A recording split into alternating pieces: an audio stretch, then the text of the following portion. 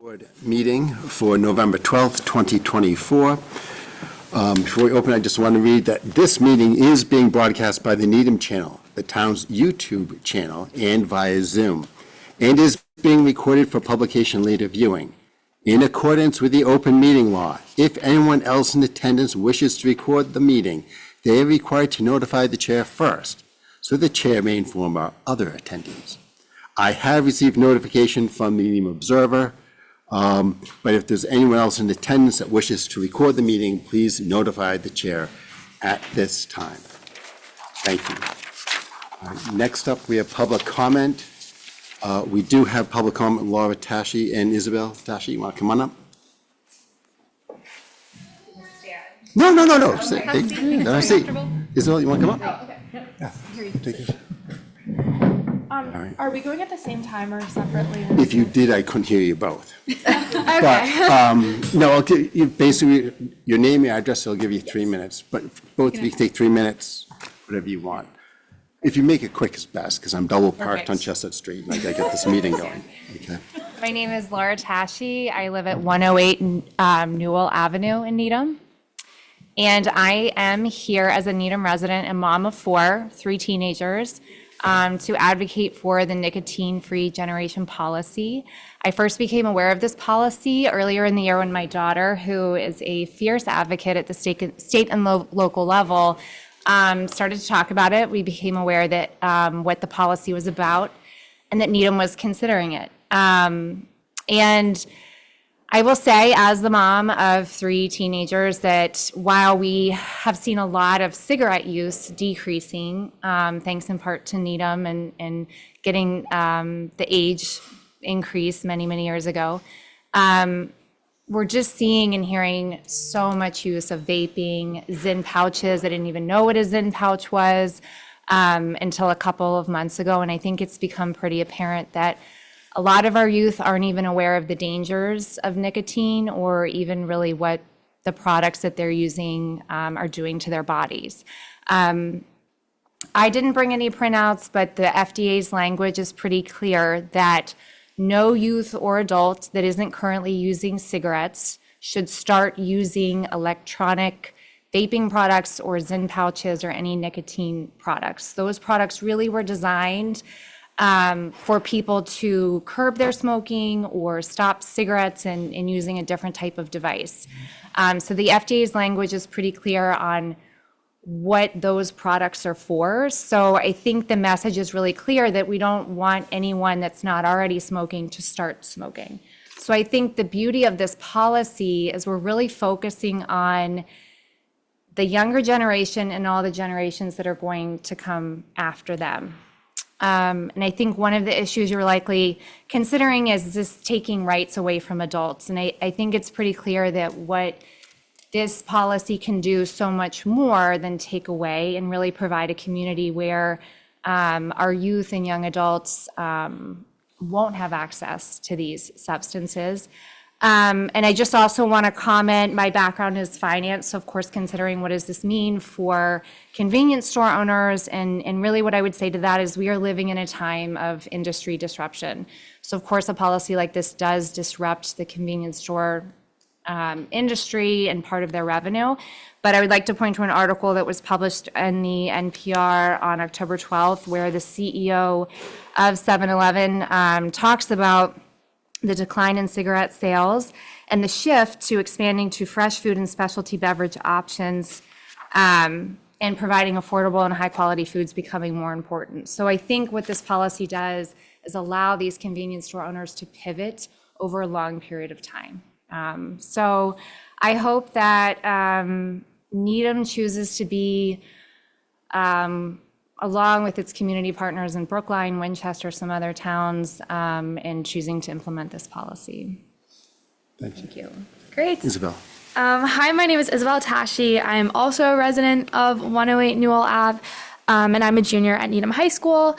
And yeah, I want to talk a little bit about nicotine-free generation and offer some youth perspective on it because it is a youth-dominated topic. And I will say I have a lot of peers at Needham High School who I've heard a lot from.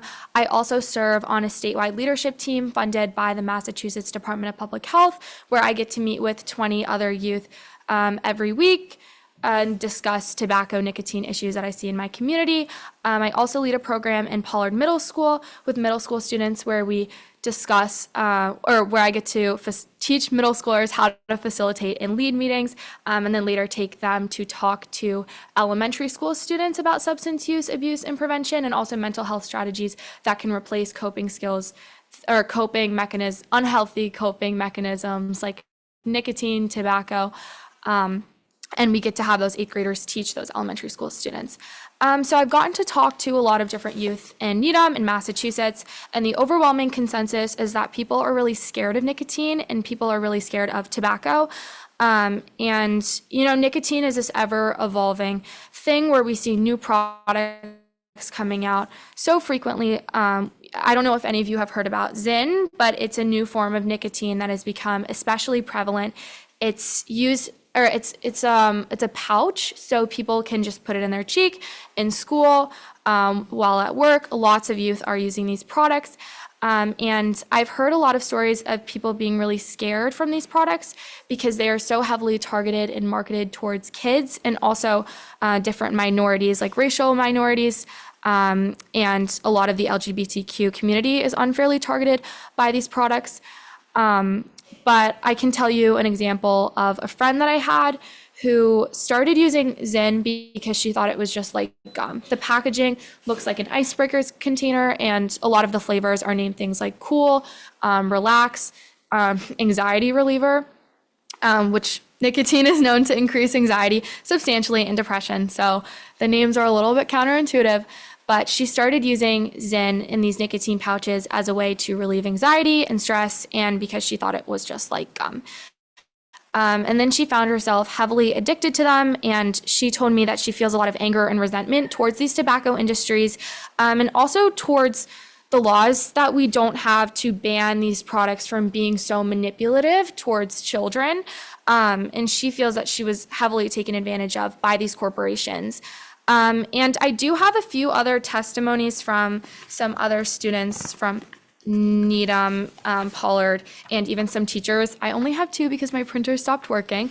But I presented these at the Board of Health and I passed them around to the Board of Health members. So they have copies of that, hopefully still. But there's also an online version that I submitted as well. And there's also a video that I made earlier in the year through a grant project of students talking about why nicotine has negatively impacted their life and why nicotine-free generation might be a good thing.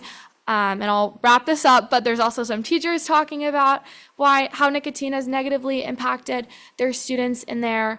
And there's a lot of inequity that's involved in the tobacco and nicotine industries and corporations.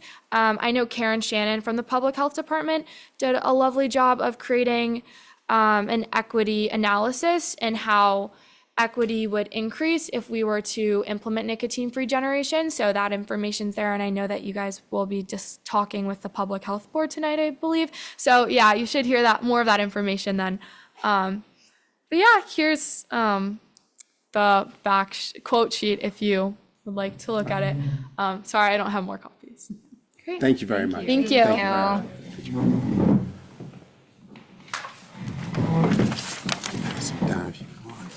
Okay. Great, JP. Is there anyone online who wishes to make a comment? Not that I see. Okay. Great, thank you very much.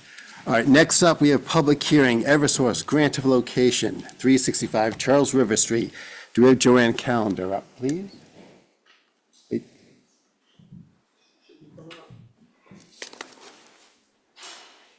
Good evening. Hey, Joanne.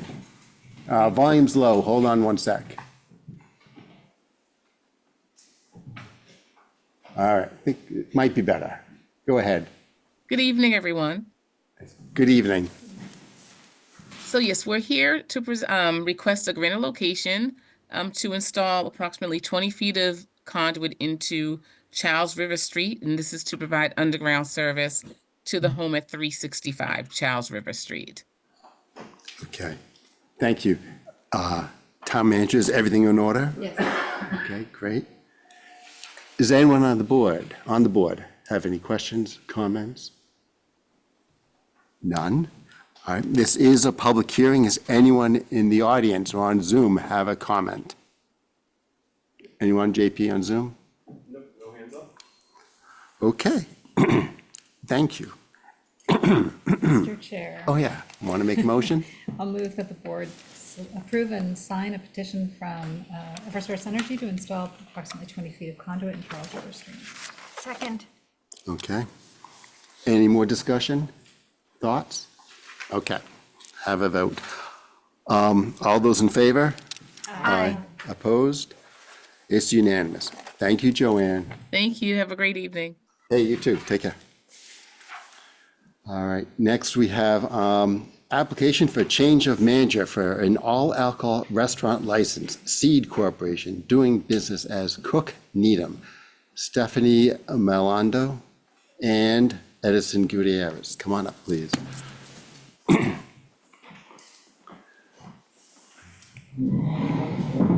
Good evening. How are you? Great. So how's business? Business is doing good. Okay, good. Doing good, yeah. Good amount of entertainment going on. Okay, good. Okay, so you have a change of manager for Stephanie, you're the new manager, right? Yes. All right. Yes. Tell us what's happening.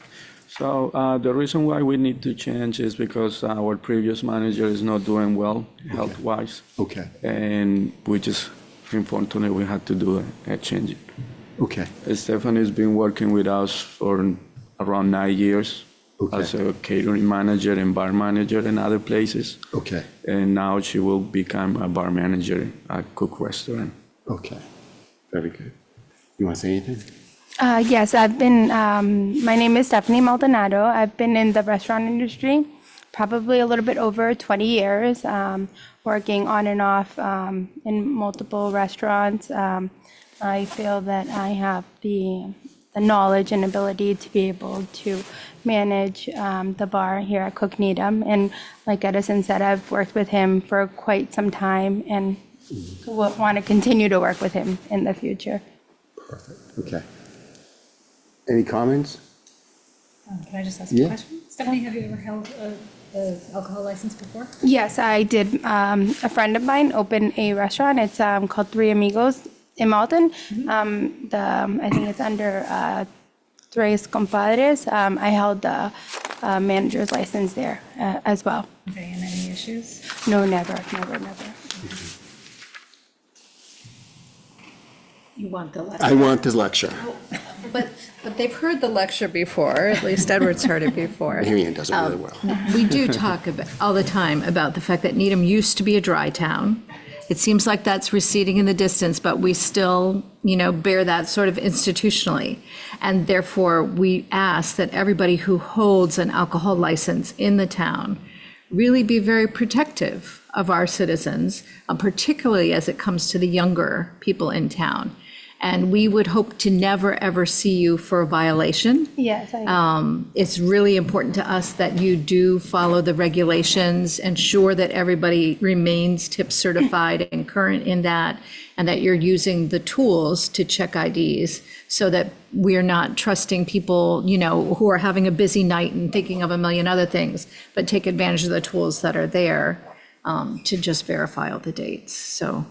yes, we'll be doing, we actually have an ID scanner to implement, obviously, because, there can be a lot of counterfeits and stuff like that. And anything that isn't, legible or that we think that may be a little sketchy, we just would deny any service to anybody that looks like could be a minor. So our expectations are that anybody really who looks under a certain age, and you might decide what that age is for your business.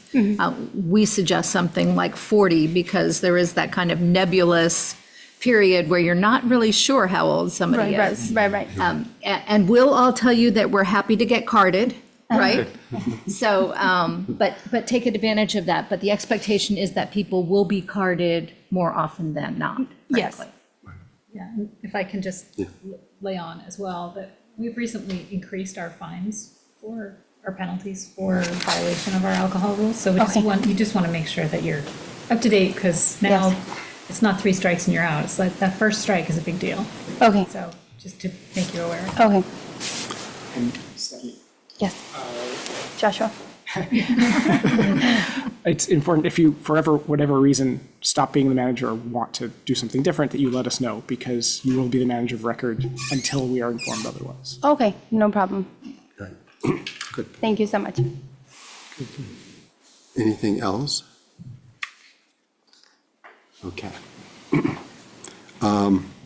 I would welcome a motion. Mr. Chair, I move that the Select Board, as local licensing authority, approve and sign an application for a change of manager for Cook Needham, 109 Chapel Street, and to forward this application to the ABCC for approval.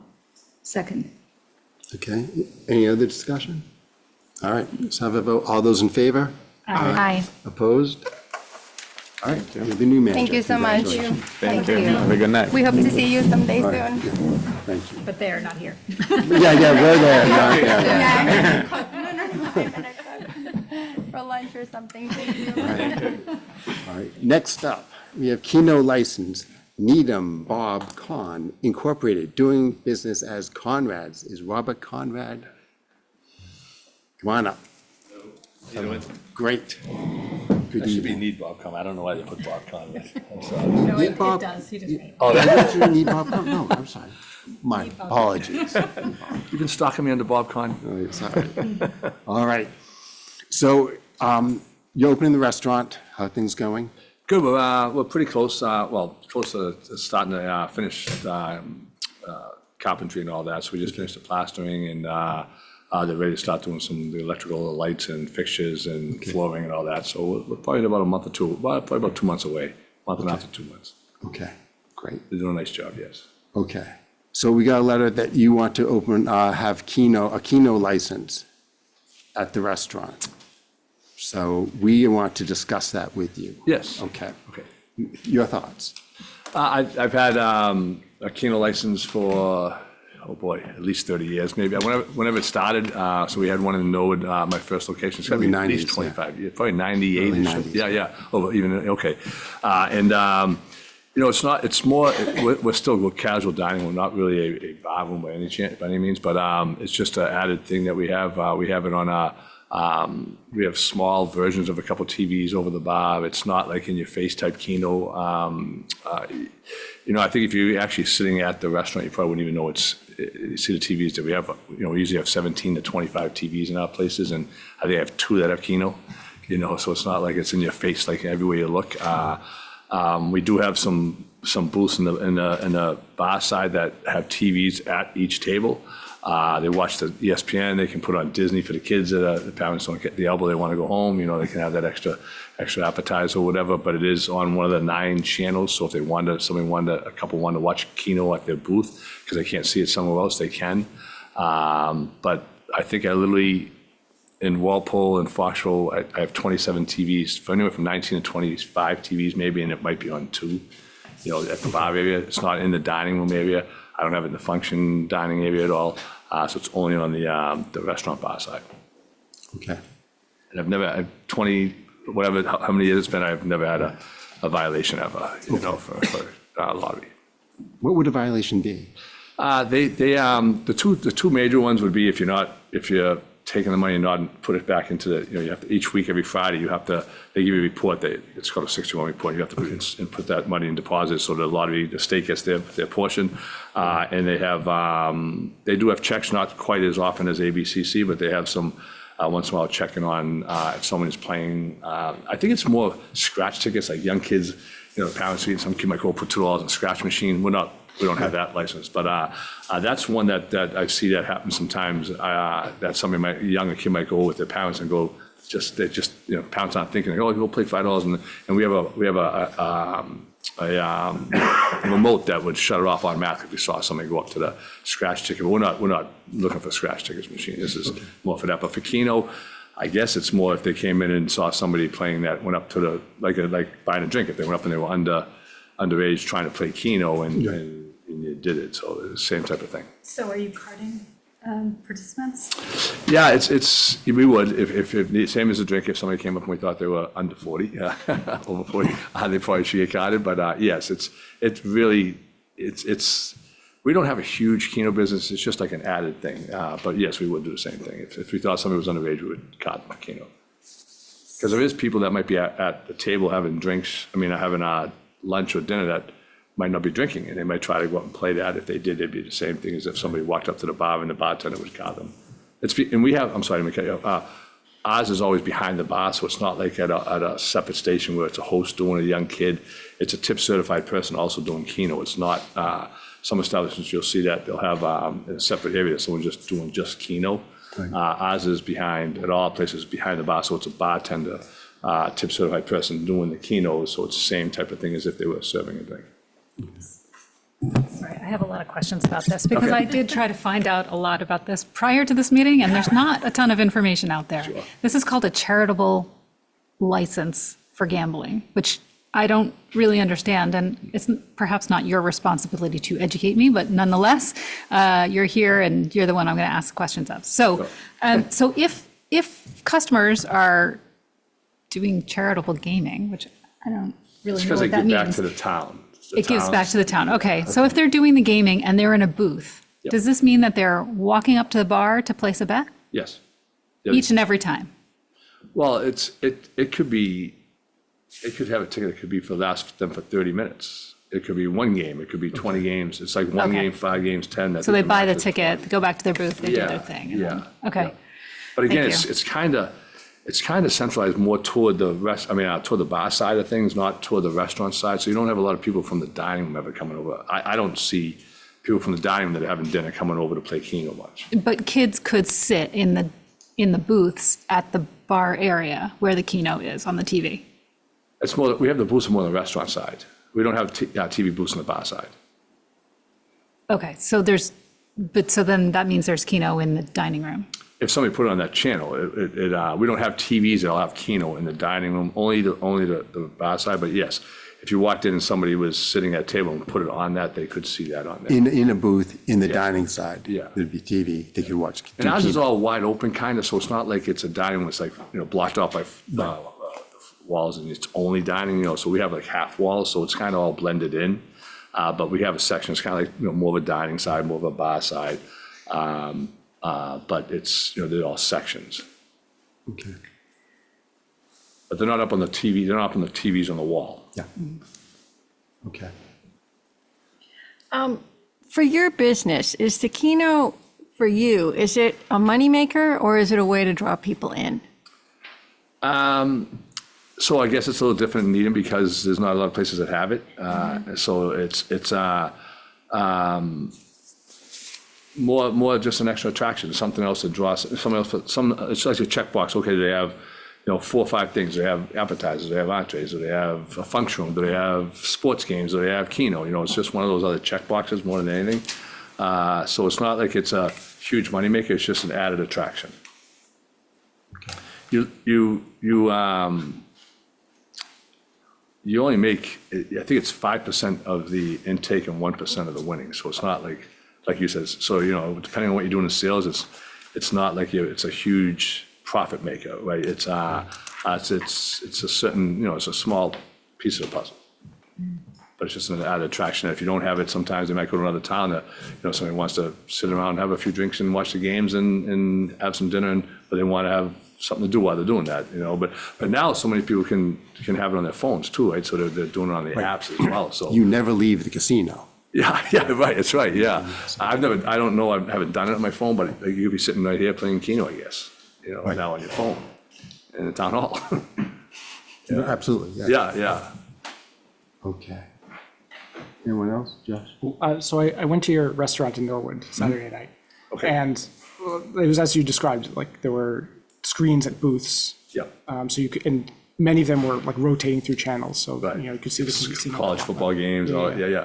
And I had a similar concern as Heidi, like, can you gamble from that screen? But you can't. No. You have to go up to the bar where the Keno is, and you have to talk to a bartender to place a bet. Right.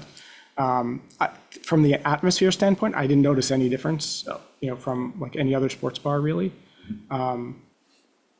So, and I think Needham already has a Keno license. Only in the Village Club, Yeah, the club. so. Okay. All right. I was just curious about what percent of the business it was and how it sort of returned. It sounds like it's small, but Yeah, like I said, if you did over my overall percentage of sales, it would be a smaller number. It's like I said, it's just not one of those, attraction type things that adds it in. It's not like I said, it's not in your face, right? It's you wouldn't even, I think you're sitting here probably, I don't think most people even notice it's there, honestly, it's, I literally, I don't know, I probably should remember, I have at least, like I said, 20, 25 TVs, and I think it had, just see one or two of them maybe there, I don't even know. There's one at each of the booths, so like. But if they scroll through them, if they want to have it on that, but I mean, up on the walls, like where the TVs all are, you might have saw, I don't even know, I think there's one on each end of the bar, and that's it. I don't have any, so we're talking, one area that has seats like 40 or 50, and then I have 225 seats in Norwood. The area that has, in the bar that has 40 or 50, there's a TV there. There's no other TV anywhere else. It's dedicated just for Keno. So you'd have to go on one of those TV booths like you were talking about and scroll through the 13 channels to find it if you wanted to have it. But up on the 17 or 18 or 20 TVs you see, there's one in the whole restaurant. Right, okay. I mean, I'm sorry, two, one on each side of the bar. so I guess, right, the question always with games of chance is, to the extent that you find somebody who you feel is addicted or overspending on that, right? How does the industry address that kind of thing? I mean, that's just not a question that we've really thought about here before. So I guess I'm curious, how do you think about that when you have somebody who comes in and, do Right. people come in and play for hours? I mean, I have no idea, so. Yeah, it's like this, I'm not into the online, but FanDuel, I'm not FanDuel, whatever it's like every time they have it on TV, the first thing they say is, if you have a gambling addiction, call it. So it's, right, and every time you see an advertisement for anything with gambling, it says that, so I think it's It on the says that on person. Keno too? Well, on the lottery, I'm sure it's, in the lottery commercial, it says the same thing, right? It says at Yeah. the beginning, if you have and with the alcohol, if you have an alcohol problem, don't drink, I guess. If you have a gambling problem, you Yeah. shouldn't gamble, So do we do anything to persuade somebody? No, but honestly, I tell my servers and bartenders, why do you play? The percentage is so low. You guys see how much people win or lose on that, so you shouldn't, so we don't allow it when they work, but once in a while you see some of the guys playing, I think it's, I don't really play, I think it's more, you're at a place, you're watching the games, you're having a bite to eat, you watch your lucky number, and you watch 15 games while you're having dinner, and you see it. But there are some people, I agree. You see some at 7-Eleven, that's, well, not, I didn't say 7-Eleven, any convenience stores anywhere, whatever, at other Yeah. towns, and some people are sitting there playing, and you're like, so I'm sure it's a shame that way, right? But that's education, I guess, right? Yeah, I think we all know the dangers of gambling, Yeah. because we see it 4-point type as something very small, or it's sped red on a radio ad. And it's like, my problem with it is that I think we're predating on the most vulnerable, those who have a gambling sort of addiction or an addictive brain. Basically, they're at a bar and they're gambling, and it's sort of like a one-way losing street. And I mourn that we would do that at this place. If it was up to me, I'd ask you not to do it. Right. I'm not sure, you're crossing high school, Cookie Monster's next to you. There's a alcohol store next to you, so that's a wash. But I kind of feel like, I think it's just, I don't mean to go all Cotton Mather on you, but I mean, it's sort of like I mourn that gambling is everywhere. It's ubiquitous, it's on your phone, as I say, you never leave the casino. And I think the overall average bet is so much smaller than gambling, like if you went to any casino, they're playing $5, $10. I've never seen someone come up with like a $100 bet before. Oh, no, yeah, this is not a blackjack. Yeah, I don't even think Right. it's as much as a scratch ticket machine when someone's throwing $50 to play. Like they have $50 scratch tickets now, right? Or $30 scratch tickets. It's very rarely. It's more 5, 10, 15, 20. I shouldn't. I don't work behind the bar much anymore, but at all I shouldn't say. But But I agree, you know, but the point of Cookie Monster in the school, it's the same as having the alcohol, I guess. They're not old enough to do it either way, right? You're not old enough coming from the Cookie Monster, if your kid getting a cookie to come in and gamble either, right? So, or drink. Don't do that. Yeah, so, no, yeah. Can I just ask the town manager, what kind of controls do we have in restaurant gambling? Does the health department or the police department do any checks like they do on alcohol, or is it up to the gambling commission? I can look into that more, but I don't know. I mean, we've talked to other communities and they didn't indicate that they had any checks. They reported we did talk to Foxborough and Walpole, I believe, and they reported no problems, but. They reported no problems, but they don't do any checks. I didn't hear that they did any checks, yeah. Okay, so, yeah, I'd kind of be interested in knowing the answer to that. If there's ever, I mean, I think that the setting here is really different than the Village Club. I mean, typically you're a member of the club or you're invited to an event at the club versus walking into a bar where anyone can go in and anyone can participate. I understand that they're supposed to get carded, but if there aren't any checks, I would like to know what kind of system there is in place. Okay. I guess, yeah, I would say I do think it's different than the Village Club. And I also think because the other restaurants in Needham, the other public restaurants don't have it, you wouldn't lose customers by not having it. On the flip side, what I actually would not want to see is if you have it and then other restaurants decide that they want to have it too, and then it's more widespread. I'm not fond of the idea of us encouraging gambling. Okay. Anything else? I agree with all of that. Okay. That it's, you know, on the one hand, you sit there and say, I understand why it doesn't seem like it's a problem, right? And I don't think any of us want to sit up here and feel preachy, but I really wish it weren't there. And I wish this request wasn't coming forward. Does that mean I would deny it? I probably wouldn't deny it, but I don't like it. Can I ask, what is our discretion in, if we choose to deny it? What are, So your vote is actually to object. okay. So the Mass Lottery, State Lottery Commission may choose not to credit that objection. So you would be objecting, and they would decide. Okay. Does anyone want to make a motion? Yes, Mr. Chair, I move that the board vote to object to the issuance of a Keno license to Need Bob Con, Inc., doing business as Conrad's, and authorize the town manager to notify the Massachusetts State Lottery Commission of their objection. Thank you. Okay. Any more discussion? Yeah, I mean, I guess I would just say this isn't a reflection on you or your business. I understand. I agree that I think it's a slippery slope, and I would hate for this to become something that everyone feels they need to have as a new attraction, a checkbox, because that means that it's, I mean, it's already, like, you walk into a restaurant, everyone's got their phone, everyone's got a TV. It's hard enough. But now there are going to be people gambling and drinking. I don't know, just seems not social and like a slippery slope. That's something I'd like to protect the town from if possible. Actually, I want to ask Marianne a question, if it's okay, because I mean, I've never played Keno and I don't really have a desire to, but like, I feel like objecting to it is taking like a more of a moral stance that makes me a little uncomfortable. And I was wondering if you felt the same way? As I said, I don't like the idea of sitting up here and being preachy, but here we're having a night of that on so many dimensions. So, yeah, I do worry about that, and I think, but I would really not like to see this start to show up in all of our restaurants. I mean, that, I definitely feel that way.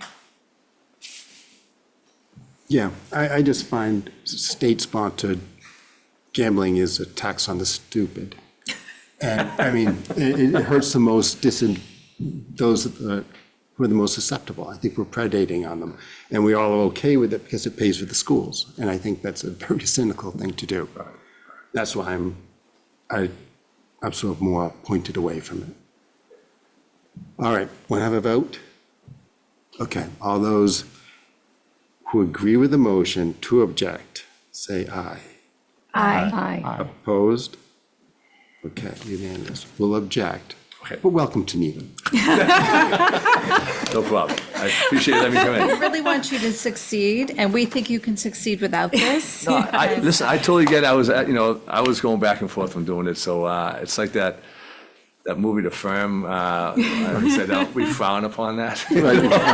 So I guess that's what you're saying. So I'll take that and go home. All right, have a great night. All right, take care. We're looking forward to seeing you here.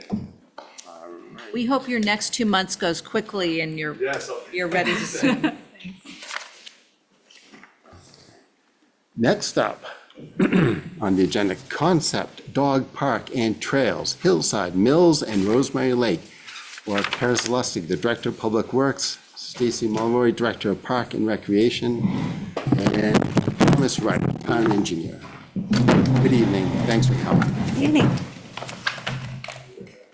Right. So the Active Recreation Assets Working Group has made recommendations. Fill us in. Yes, so we, probably about 6 months ago, Excuse me. You have no notes, right? I have, No notes, right? I mean, I have a few notes. Should go on, perfect paragraphs, solid arguments, bullet points, logical, okay, I'm sorry. It's fine. So about 6 months ago, a few of us went around to several locations in town that had been identified as possible options for some sort of dog park or small sort of dog amenity. And we looked at about a half a dozen locations, and we were looking for a variety of different amenities that were available there already, so it wasn't like a huge lift for us to be able to add a dog park. We wanted to make sure there was a safe place to park there. We wanted to make sure that there was enough clear space for dogs to be able to run around. We wanted to make sure that it was easy enough to install fencing around that parcel to make sure that we could contain the dog park. And we wanted to see how accessible that space was, or if it could be made easily accessible. And in touring these facilities, the vast majority of them were ruled out because one of these things was not present at those locations. But the two locations that were identified as being the most likely to be successful for a dog park amenity were Millsfield and Hillside. And it's my understanding that they're sort of being used that way, whether they should be or not, at the current moment. So we went and engaged Fuss & O'Neill, who's one of our on-call consultants, to do some concept plans for you, which Tom will show in your packet of what possible options would be.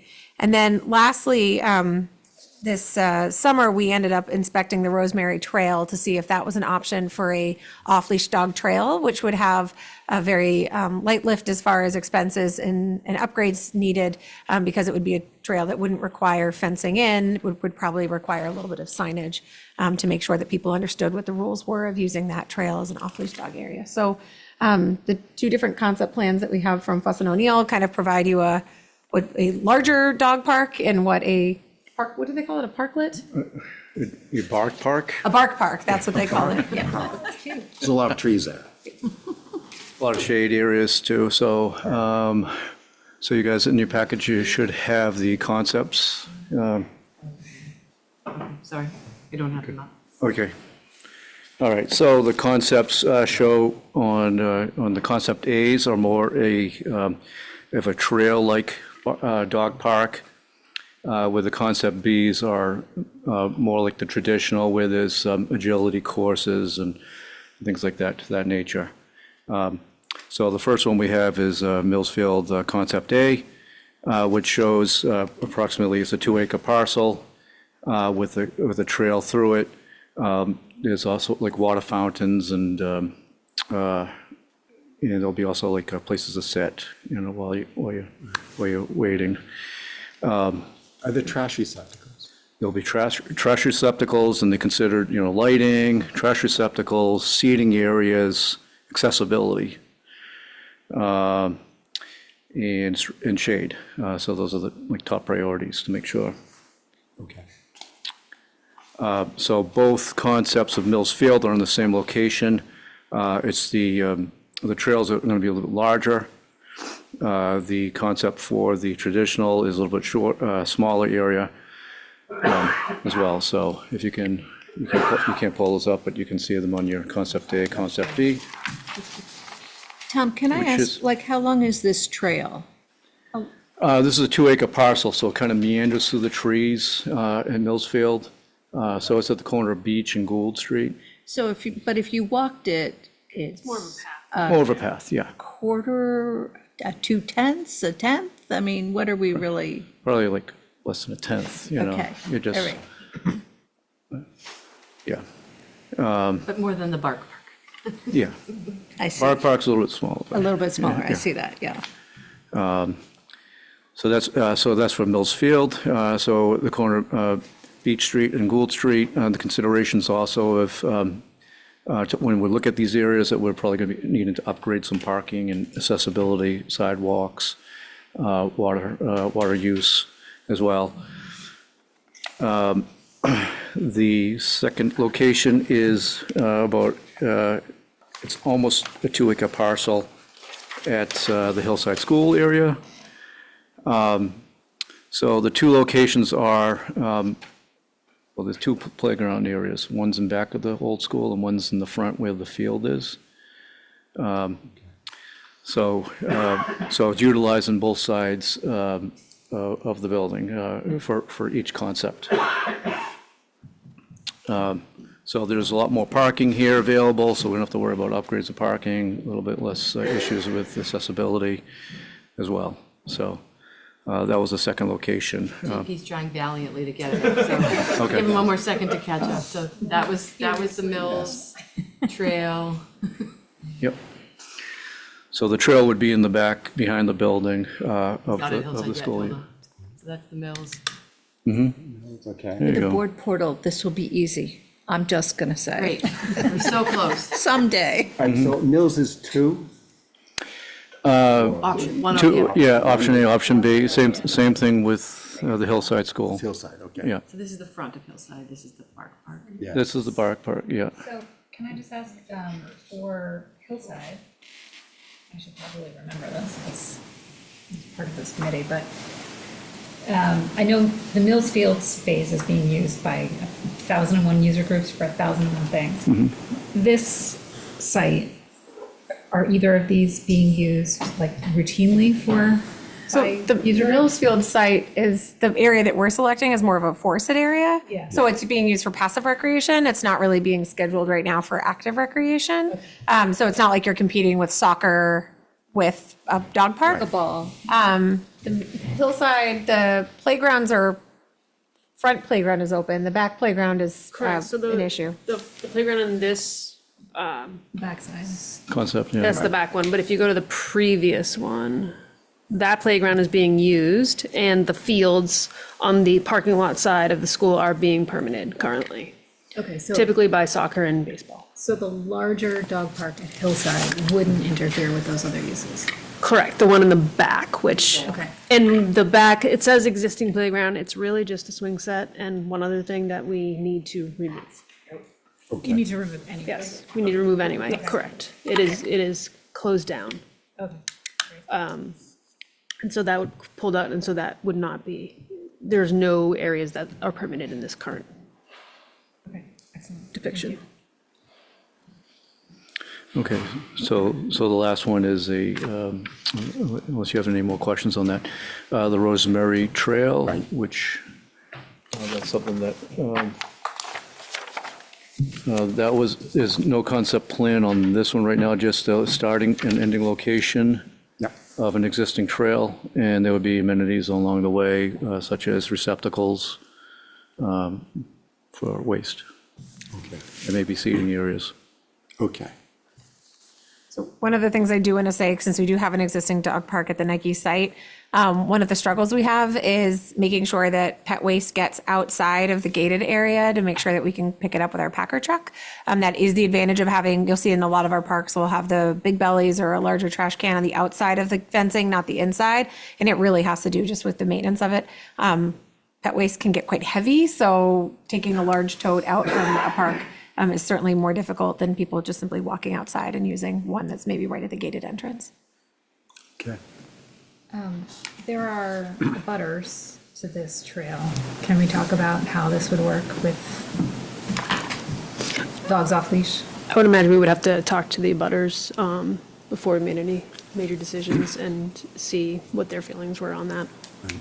Because I mean, I know that the path actually goes like right up to the backs of some folks' houses. So it's- It does, and similarly to the Hillside and Mills, it's already being used this way Right. on a daily basis. We so far have had no complaints about dogs from any of the neighbors. Right. Dirt bikes, yes. Dogs, no.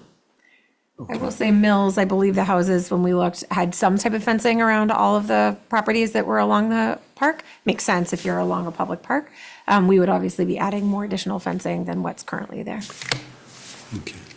I'm a big fan of the Rosemary one. I have 2 dogs. You only need one.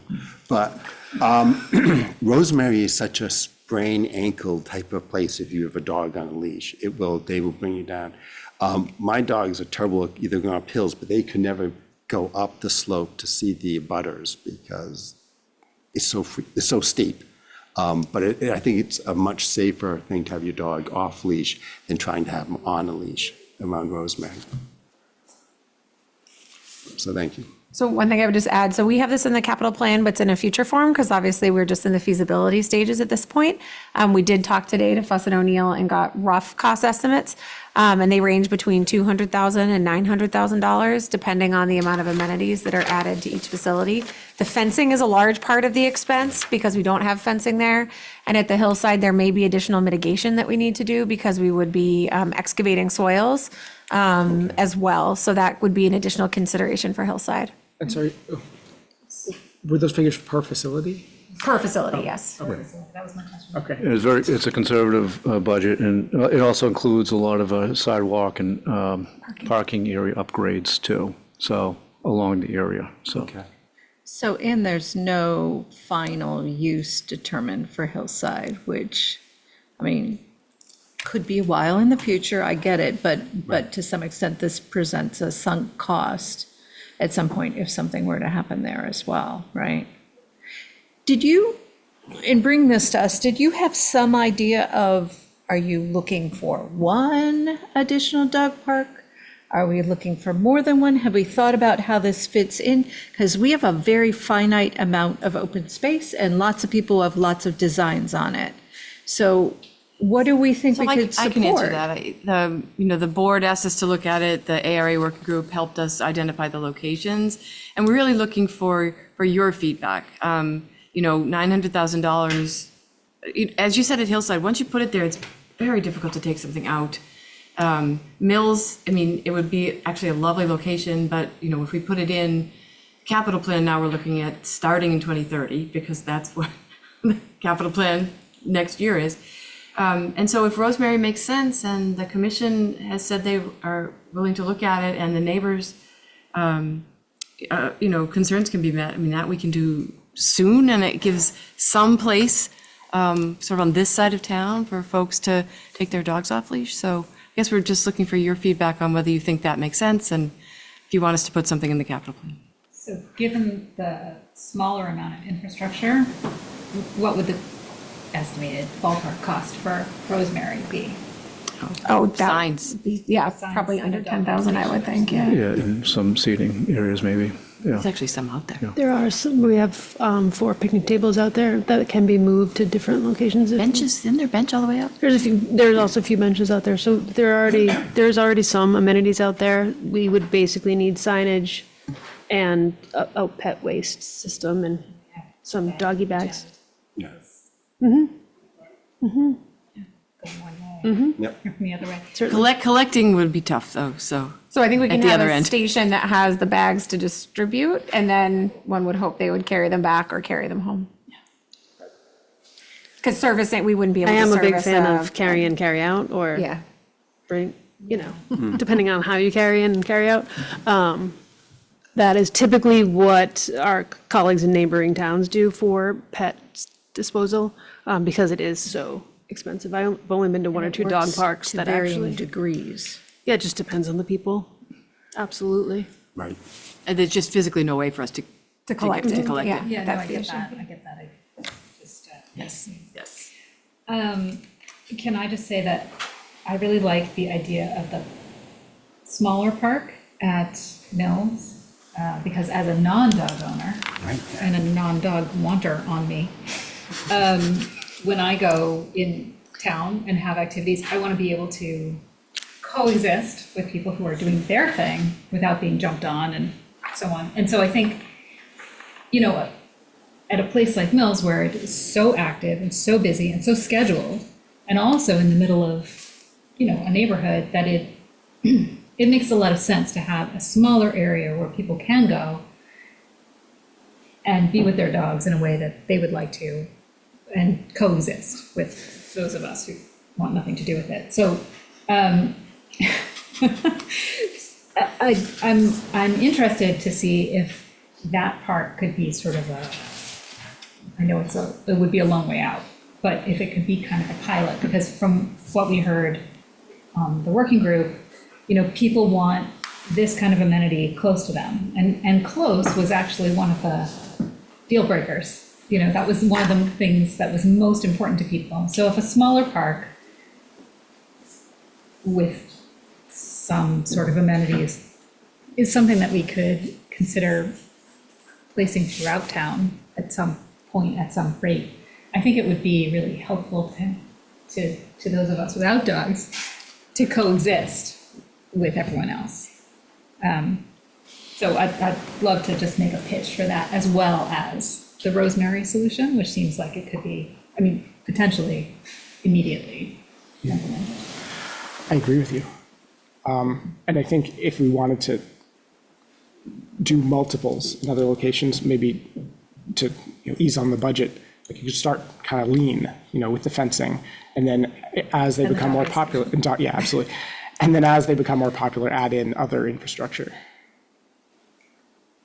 I guess just also speaking in favor of Rosemary, some of the people that I've talked to really would like more room and a trail, and I'm looking at the survey, and the question 3 says, would you want the area to be fenced in? And there was a conclusion drawn that more people wanted it fenced in. But when you look at it, there's 176 people who said yes, and 65 who said no, but there were 153 who said they don't have a preference. So the people who really want it fenced in is only 45%, not a majority. So I do think a lot of people would be accommodated by Rosemary, and it sounds easy, cheap, quick, which are all good things. So I admit to being a little scarred on this one with the experience that I've had at work. And I definitely worry about Rosemary, that if it becomes too much of a destination, it can get pretty wild pretty fast, because it's not a huge place. I mean, yes, it has more room than some others. It starts in an area that's near the pool, where there's a lot of members of the public. My sense is we have a lot of pandemic dogs in town, and they're not always the best behaved or friendly with other dogs, even though many people believe that they have their dogs under voice control. That's not always the case, is my experience. So I do worry about whether, in fact, right near the parking lot, dogs should be off leash right away, or whether you need to have them walk in a little bit before they can go off leash. I just want to make sure there's separation there, particularly with little kids running around who could get knocked over with somebody who's not, a dog that's not quite under control, So at any rate, those are all considerations that I think are worthwhile. I wonder if there's a possibility, especially at the pool, to put a gate. It's not going to fence the area in, but at least people will have a sense that Go they're through. walking into an area. Yeah. It's true. Yes. One of the trails I walk in Lincoln has it's about 50 yards in from the parking lot that says, okay, off leash starts here. And then on the other side, it's like on leash starts here. So there is signage about that, whether people are Right. follow those or not. There is signage and it's very specific, both right at the gate, right at the parking lot. It's like not another 50 yards, and then it's here you unclip. Not when you get out of the car. So it's not uncommon for that to happen in some trails where off-leash dogs are allowed. We could also pilot it, so, see how people and dogs behave over a couple year period. One of the things I personally like about Rosemary is it's easily reversible. So there's no real infrastructure except for signage, so we can pilot it, see how it goes, and see how we manage that within the summer as well, when the parking lot is at capacity and pretty crazy and busy. What does outreach to the neighbors look like? We would organize a neighborhood meeting and ask some folks, the staff and some commissioners and select board to come.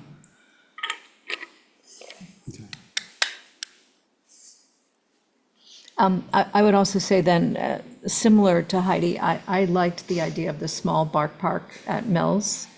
I just think if we could get a concept of some smaller parks like that, more like a, I'm going to say that dreaded word, more like a small city park, but that creates an opportunity for people to bring dogs and be off leash and be together with each other. I think those are actually a really great place when you see them. And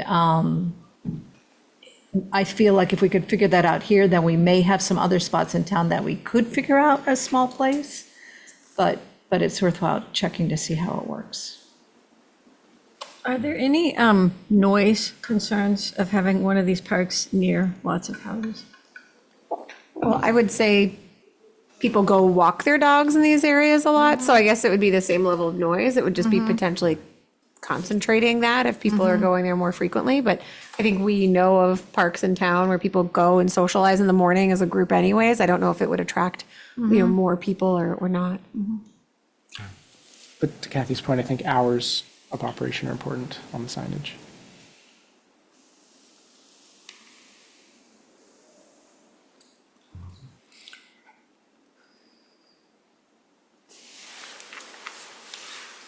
Right.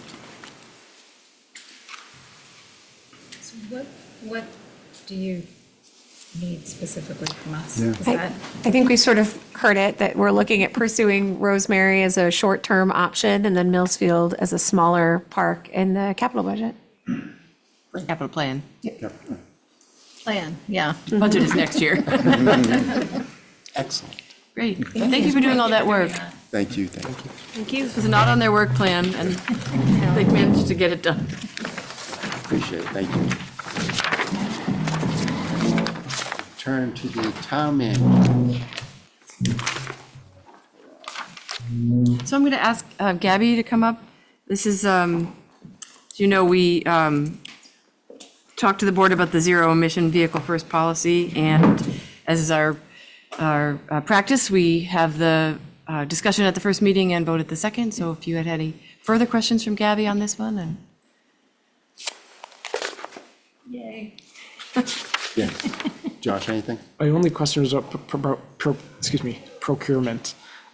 So there are like these hierarchies of you go for battery first and then all other types of vehicles. Do you advertise for a particular vehicle?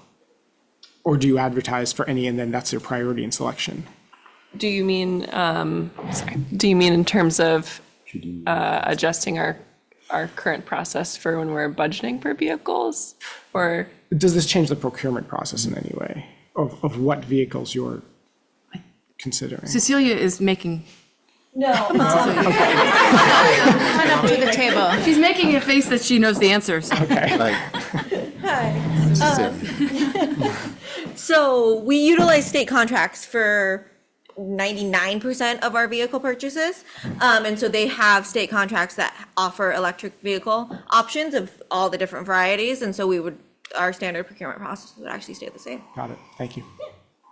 That's interesting.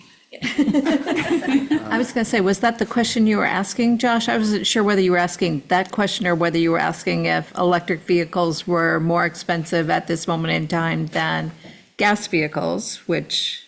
No, I was asking that question. That was Okay. answered, yeah. All right. Thank you. This sounds great. I'm Yes. excited to move forward with this. DPW is good with it? Okay, I'm seeing, Mr. Chair, Yes. I move that the board vote to adopt SB-admin-007, the zero emission first vehicle policy. Second. Second. any other discussion? Hearing none, come to a vote. All those in favor? Aye. Opposed? All right, we have a policy. Great, thank you, Very Cecilia. much. I'm gonna ask Gabby to stay. Next up. I'll start and ask Gabby to fill in. As we discussed with the board at your October 22nd meeting, the methodology by which we're going to be implementing the Needham Power Choice Program, our municipal electricity aggregation. And the request tonight is for the board's support of guidance for the program levels and how we will review the bids for electricity. And those would be the three levels that we've adopted in the plan, the Needham Basic, the Needham Standard, and the Needham 100% Green.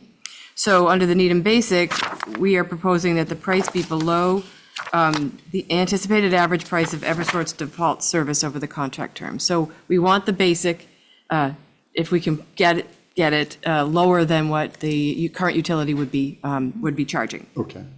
For the Needham Standard, we would like to have guidance that it should be no higher than the anticipated average price of Eversource's default service and below the Eversource default service price if possible. So that would include more Class 1 RECs than the minimum required by state law. So there's that. And then 100% green, making sure that it includes 100% of Mass Class 1 RECs, because there are other ways of achieving 100% green. So what did I miss there? I don't think you missed anything. That was great. Thanks, Kate. And we'll be going to the market on December? December 3rd, yes, that's our final bid. That's great. And is that the date when we'll know? We have to what lock the in rates that are? day. Okay. Yes, yeah, and again, if we did not receive any proposals that were favorable, we could always choose to walk away and select another bid date to go back. And the term is also going to be decided. Yes. And when is the next date that Eversource is resetting their prices? It's every 6 months, so we won't know until the very end of December what our prices will be for the following 6 months. But we do have an estimate for this coming 6 months. And it will be known when we go to roll the program out? Yes, oh yes, definitely. Okay. Great. This is great. I remember when this first idea was floated way back when, like bringing it to town meeting. It's like full arc, we're doing it. So does anyone want to make a motion? Mr. Chair, Yes. I move that the board vote that the price chosen for the Needham Basic Program should be below the anticipated average price of Eversource's default service, over the contract term and include the minimum percentage of renewable electricity required by state law, and that the price chosen for the Needham Standard Program should be no higher than the anticipated average price of Eversource's default service over the contract term and below the Eversource default service price if possible, including more Massachusetts Class 1 RECs than the minimum required by state law, while remaining within the price conditions, and that the Needham 100% Green Program should include 100% Massachusetts Class 1 RECs. Discussion? All right, let's have a vote. All those in favor? Aye. Opposed? All right. Go buy electricity. Exciting. Thank you. All right. Hold on. Katie and Chris, do you want to come in? Next up. The MBTA Communities Act zoning referendum.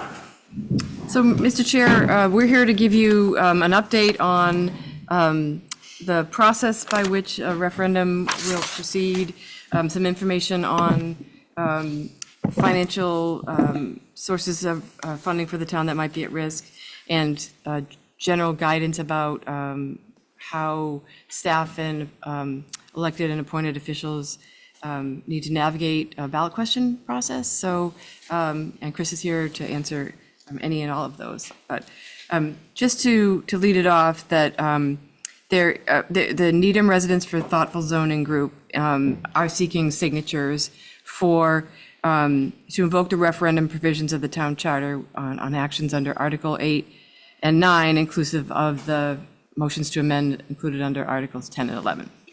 So Section 13 of the town charter says that the petitioners have 20 days, this excludes Sundays and legal holidays, to submit the petition, which would be a requirement of 3,764 valid signatures, and those are due midday this Friday, so that's the 20th day that's coming up.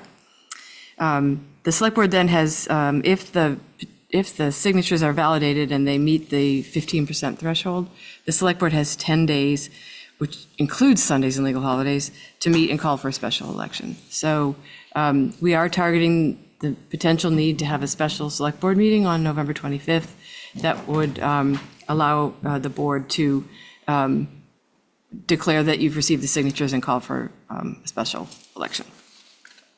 Okay.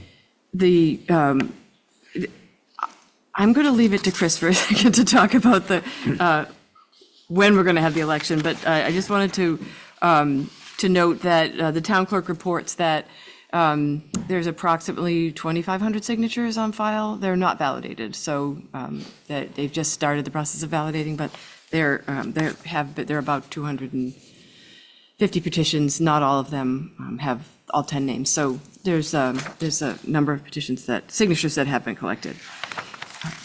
And Chris, can you talk, if you would, about the conflict between the charter and the elections division advice, and then maybe a little bit about the quantum of vote on that? Sure. So picking up from that point in the timeline, what the charter says is after the select board meets within those 10 days to call the election, the charter says that the election will then occur 14 days, within the next 14 days, not including Sundays and holidays. However, there is a provision of the general laws, which is chapter 54, section 42C, that says no question shall be placed on the ballot sooner than 35 days between calling the election and the election itself. So there needs to be a minimum of 35 days there. That section of general laws does say that it supersedes provisions of local charter or special act. And we did call the elections division to double check that. And the advice we received back was yes, that section of the general laws works to supersede the 14-day timeline for holding the election. So once the election is called, the election will then need to be scheduled a minimum of 35 days out, despite what it says in section 13 of the charter. And in terms of quantum of the vote, what section 13 of the charter says is that in order to prevail in repealing the action of town meeting, what we're going to call the no votes, which are actually the votes in favor of repealing the zoning, need to constitute all by themselves at least 20% of the registered voters in town. And those votes need to carry the day at the ballot. So they need to be in the majority and also all by themselves equal at least 20% of the registered voters in town. Do we know a number based on the last election, or how many registered voters? 25,064. Okay. And we do have an example of these in the past. Yes, there was one of no referendum has occurred for a great long time, but an example was found by Kate and others, which I believe was the North Hill rezoning in 1979. And that example actually falls pretty neatly in line with that quantum of the vote, because if I remember correctly, the no votes prevailed, but were just short of the 20% margin. So it was something they were, I believe, several thousand votes, but missed the 20% mark by around 100 votes. And so the zoning stood. Okay. Okay. So the town at that point was close to not permitting North Hill because it was viewed as a significant change to the town and too much traffic and all those things. So Yep. Chris, if you could also talk about the form of the ballot, which was also helpful from the Elections Division. Sure. So what Section 13 of the Charter says with respect to the form of the ballot is that the question needs to appear on the ballot in the same manner and form that it was presented to town meeting, which is not going to work here exactly, because the text of the zoning is sufficiently long that if you tried to print all of it on a ballot form, you couldn't use the ballot form in the tabulators. It just would not work. So we put that question to the Elections Division as well, asking for some guidance on how they suggested we might handle that. And the advice we received back was that we should consider posing a simple, straightforward question on the ballot form itself, and then reproducing the text of the zoning as it was presented to town meeting in an addendum to that ballot form. Provided in each booth, right? Or I believe we would want to have one available in each booth, yes. So anybody who's voting would have access to both the form itself, which they'll fill out and run through the tabulator, and the full text of the zoning as it was voted at town meeting. Okay. So I asked you earlier, maybe you don't have an answer yet, but as presented at town meeting is in 4 articles, or is it as basically two articles as amended? That would be Article 8 as amended by Article 10, and then I believe followed by the text of Article 9 as amended by Article 11. So 2 rather than 4? Yes. Okay. Which would have the effect, if successful, of repealing all of the zoning that was passed by town meeting. Right, this is not a partial repeal. It is not. This is a full repeal of everything, what we're required. Yes. We're assuming that the special election, if necessary, would be in January. So not the first week, but Right. soon after. Are there blackout periods for elections? Like you can't, The one I read was this summer, right? I was going to say the summer, I thought I read, yeah. okay. I think it says it And in it's our a charter. It long says it in our period. charter. Okay. That it can't be between essentially what we always say is the last day of school and the first day of school, but maybe it's even the 4th of July. I thought it was the beginning of June. I think you take out all of June or something. Yeah. It's over there. And then will we be doing absentee ballots, mail-in ballots, and early voting? I didn't put that in. I believe, so the select board authorizes mail-in voting for every year. Yep. So I think that might be something that the board would need to approve for 2025. If you haven't done it yet, I should know that, but I don't.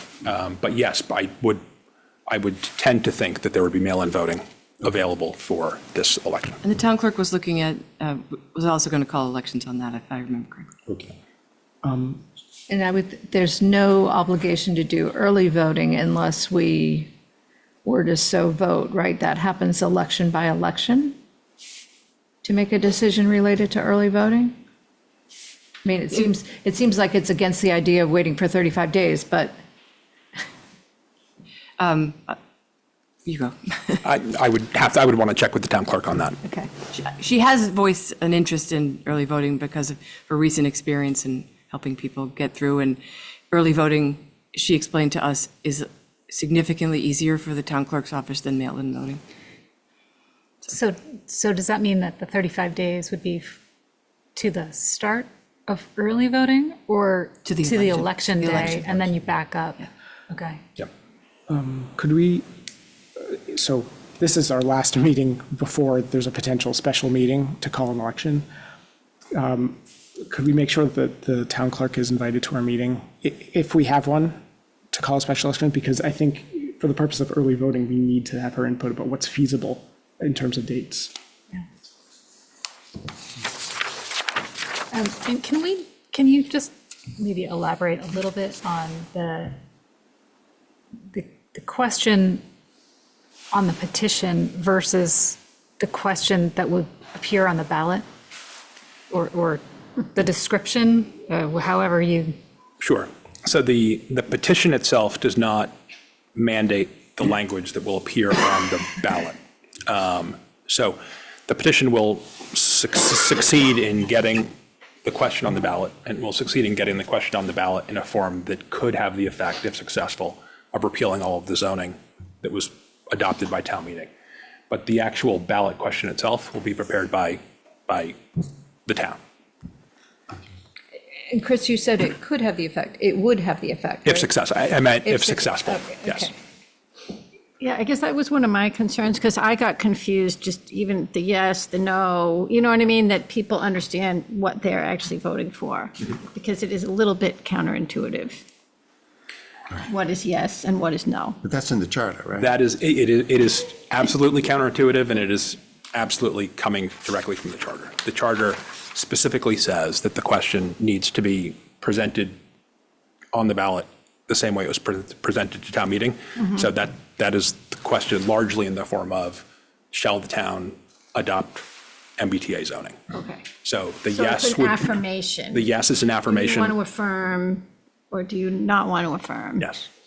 And will there be a sentence of explanation? There will be a very brief summary of the question and an explanation as to what a yes and a no vote will mean. And so the outcome is yes or no.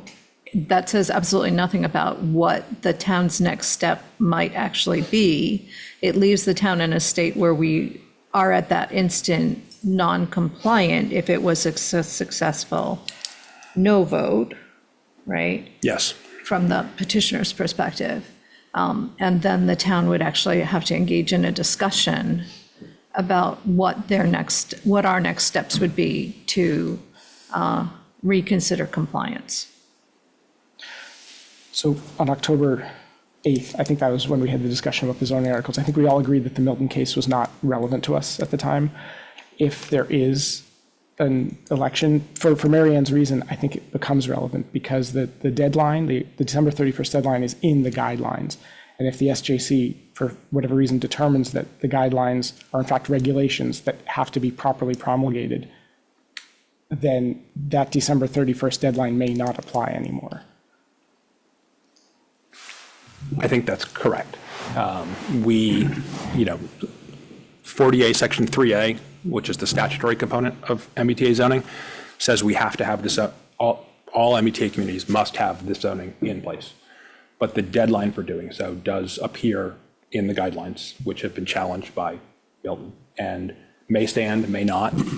We don't know, but we will likely know soon. I don't know exactly when, nobody knows exactly when that case decision is coming out, but I would be surprised if it's terribly much longer. I guess, so to that point, that relates to whether the Massachusetts Attorney General would sue us. That doesn't relieve us of loss of funds, right? We would still lose the funding We would, if we were non-compliant, or I guess that's my question. I think some funding. Well, the funding that is at risk. The stated funding. The problem is that there's a great deal of unstated funding. so I understand from what we're hearing from the state that all of the financing is at risk if the zoning is not adopted. Yeah. And that is, I think, likely notwithstanding the fact that the December 31st deadline may fall. We don't know, but it may. But yes. So the reason why I said some is because the law does specify 4 sources that my understanding would still be a risk, but the guidelines specify many others. So if, Right, but there are a whole bunch that are unspecified. There are others that are not specified anywhere. That's but true. but That's are- true. But the ones that are specified in the guidelines, if the guidelines are for some reason thrown out, those may not be at risk. It's very murky. It's incredibly murky, and that's why, it's important to ask the questions, and we might not have the I guess answers. just so, it seems to me that the SJC's decision on Milton has a clear impact on whether the Attorney General would sue us. But the funding is still, we don't know for 100%, all of it, but there's still a large risk of losing funding. And so just so we're all on the same page as what non-compliance might mean for us as a town. Can I ask another murky question? Does that risk of funding last only until we get back into compliance, or does that last for even longer? I can take a crack at both of those questions and also happy to just give the overview of the funds at risk if at the appropriate time. But to the first question about the funding sources listed in the HLC guidelines, I do think it's incredibly murky, but I would say all of those funding sources are at the discretion of those state agencies. And we have a lot of examples where state agencies take into consideration compliance with, or, do you have an ADA plan on file? Do you have an open space plan on file? These are things that are not legally required of us, but that the agencies take into consideration when they're deciding who to award it to. So you may get like bonus points for it. Are you a green community? Things that aren't required. So I think that adds to the murkiness of if the lawsuit really would impact those state agencies' ability to tie discretionary considerations to those funding sources. Your second question, remind me. You just asked. So this is all so hypothetical, Yeah. but just assume that we're non-compliant as of January 1st, but at some later date, we hold a special town meeting and we get back into compliance. Are we at risk of losing access to funds during that period of non-compliance, or even after that, when we're back in compliance? My understanding at this point is it would really fall on when the award decisions are made. And so that time period between when applications are due and when award decisions are made. So if we happen to be in non-compliance when that particular funding decisions are made, you would lose out for that potentially entire fiscal year for that grant funding. If there's something that has a later deadline and we were out of compliance and then pop back in, then maybe the timing, the window doesn't close on us. But I think it would really vary by grant opportunity. Thank you. Yeah. We are provisionally compliant until the 15th, right? Until we get a petition saying, that says. We're provisionally Compliant until the compliant election? until an election takes it away from us. Because if it fails, then we're just compliant. Correct, but we're So- provisionally, because we've said if the petition is successful, then we are saying, we're answering the question again. We haven't settled it. We're now opened it up And on the No, 15th. if the election fails, aren't we back to October 21st? Town meeting's action to approve the zoning is not yet final, and it won't become final until either we get past November 15th with no petition having been filed, or if a petition is filed, then the yes votes prevail at the ballot. At either of those 2 points, the town meeting action will become final. We will still then have to send it off to the Attorney General, wait for the Attorney General to approve it. But I don't think anybody could accuse the town in those scenarios of not being in compliance with the zoning. Don't we have to do that by December 31st? I mean, shouldn't we be doing that anyway, and with the assumption that, whatever happens, happens, and it'll be reversed if that's what the election says, but in the meantime, we'll be compliant? Whether we need to submit the zoning for approval, I would want to think about. We can certainly let the Attorney General's office know that town meeting passed the zoning and that it has been approved by town meeting, subject to whatever additional process we need to. And the town clerk was also working on that question with the Attorney General, so we'll report back on that. Okay. So everything we say here tonight is, by the next meeting, we'll probably have shifted, but it's certainly a work in progress. Katie, can you go through the sources of funds? Of course, one of the biggest ones that people have talked about is MSBA, and that's got its own answer at this moment, right? Sure.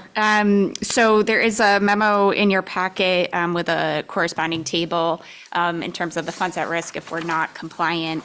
I would say kind of two overall thoughts. The first is that this is not an exhaustive list, and that's because we become aware of funding opportunities that have been added to this list over time as we go to seek something, or as a new notice of funding opportunity gets released from that particular agency or awarding authority.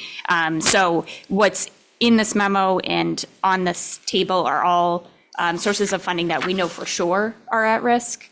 And kind of nothing beyond that at this point. The memo does highlight the ones that are of most concern, and I would say the risk to the town is in the millions and largely for projects that we need to be doing unrelated to any housing or zoning. So really transportation infrastructure projects, climate initiatives, stormwater efforts. So the two that are kind of most importance, I think, for consideration are the Transportation Improvement Program, the TIP.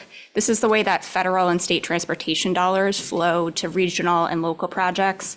Our Department of Public Works team and consultants are actively working on a grant application for the redesign and reconstruction of Highland Avenue from Webster Street to Great Plain, and that project is estimated at $20 million. I was asked what I thought we might get, and I don't know. But I did look at the TIP, and there's other local roadway improvement projects that got double-digit millions, just to give a sense of the type of money that flows for these projects. That application is due at the end of this calendar year, and it gets scored in a kind of iterative process with the awarding authority in March. The second that I think is of most import is the federal community project funding. The name is a little bit misleading. This is really an earmark process where each congressional office gets to decide which earmarks to put forward in the federal budget process to support. We were in touch with Congressman Auchincloss's office, and he will only be advancing future earmark requests from compliant communities. And we, again, have been successful in recent years with his support and efforts. 1.1 million is still pending in the federal budget process for stormwater best management practices. But 1.1 million was included in the House budget, and so we're still waiting to see how that will play out. And $2 million was awarded in FY23. It went to Dover, but it's still Needham's benefit for the bridge that we jointly share at Center Street and Central Ave. So those are kind of most import. They're high ticket items. They're important priorities for the town. Their deadlines are coming up. And we're competitive, frankly. We really have done our work in these areas and have good projects to put forward. The chart, the table lists a whole number of programs that I won't go through, but I do want to just say, one, we want to be able to maximize as many opportunities for state funding as possible. And in this table, anything highlighted in blue gives a concrete example of a recent application we've submitted or award we've gotten for that program so that you can get a sense of the dollar amounts and the types of projects that's been to Needham's benefit. Lastly, I would say to Ms. Cooley's point, MSBA has come up quite a bit. We have not heard from MSBA that they are taking compliance into consideration for that funding. And the other big item that's come up that I'm sorry I don't have an answer to, but the impact potentially on the Needham Housing Authority. So I have this question into the Executive Office of Housing and Livable Communities to hear definitively what the answer is. I have not heard back. And I would say the Housing Authority, particularly with their capital projects and redevelopment of Linden Chambers, is in their financing stack looking at some of the same programs that are on this table. And so, you know, when the town applies for MassWorks or Housing Works, the Housing Authority is also an eligible applicant for those same projects. They're filling out the same types of applications that we are. So I think the question that we need kind of a definitive answer from HLC is, you know, are they going to be treated the same way as the town, depending on our compliance status? So as soon as I have that information, I will share it because I think that would rise to the top of kind of funding at risk that is kind of current and high value and important that we'd want to. Can you remind us how much money that is, Katie? Overall, Linden Chambers, I think, is $84 million project. Yeah. I'm looking at Yeah, Kathy. it's about 70 plus million. I mean, we've given some, but yeah, you're talking about huge dollars there. And the thing is, if you need all the pieces in the puzzle, you know, so if you're missing some, like the whole thing Even falls if it's only apart. $3 million or $2 million Right. No, or so something. you really, it's very difficult and it's cobbled together from many sources. And so this is, the other thing is timing wise, you mentioned that the timing matters. Well, those applications are due at the end of November. I don't know when they're reviewing them, but our non-compliance could fall in that sensitive window. and blow us up. So Can I ask, is Needham a party to any of those NHA grant applications, or is that just the NHA? I think we've provided letters of support in the past, but we're not a fiduciary partner in them. No. So logically, right, they should stand on their own.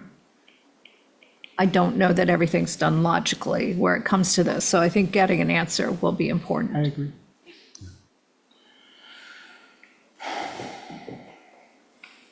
Mr. Chair, oh, go ahead, I'm sorry. No, go ahead. Can I just say, I'm concerned that this issue is really tearing the town apart. I've heard many accounts of high-tension interactions over this issue, and people are certainly entitled to their opinions, to their emotions, to petition their government. But I really hope that people remain respectful of each other, despite or even because of differences of opinion.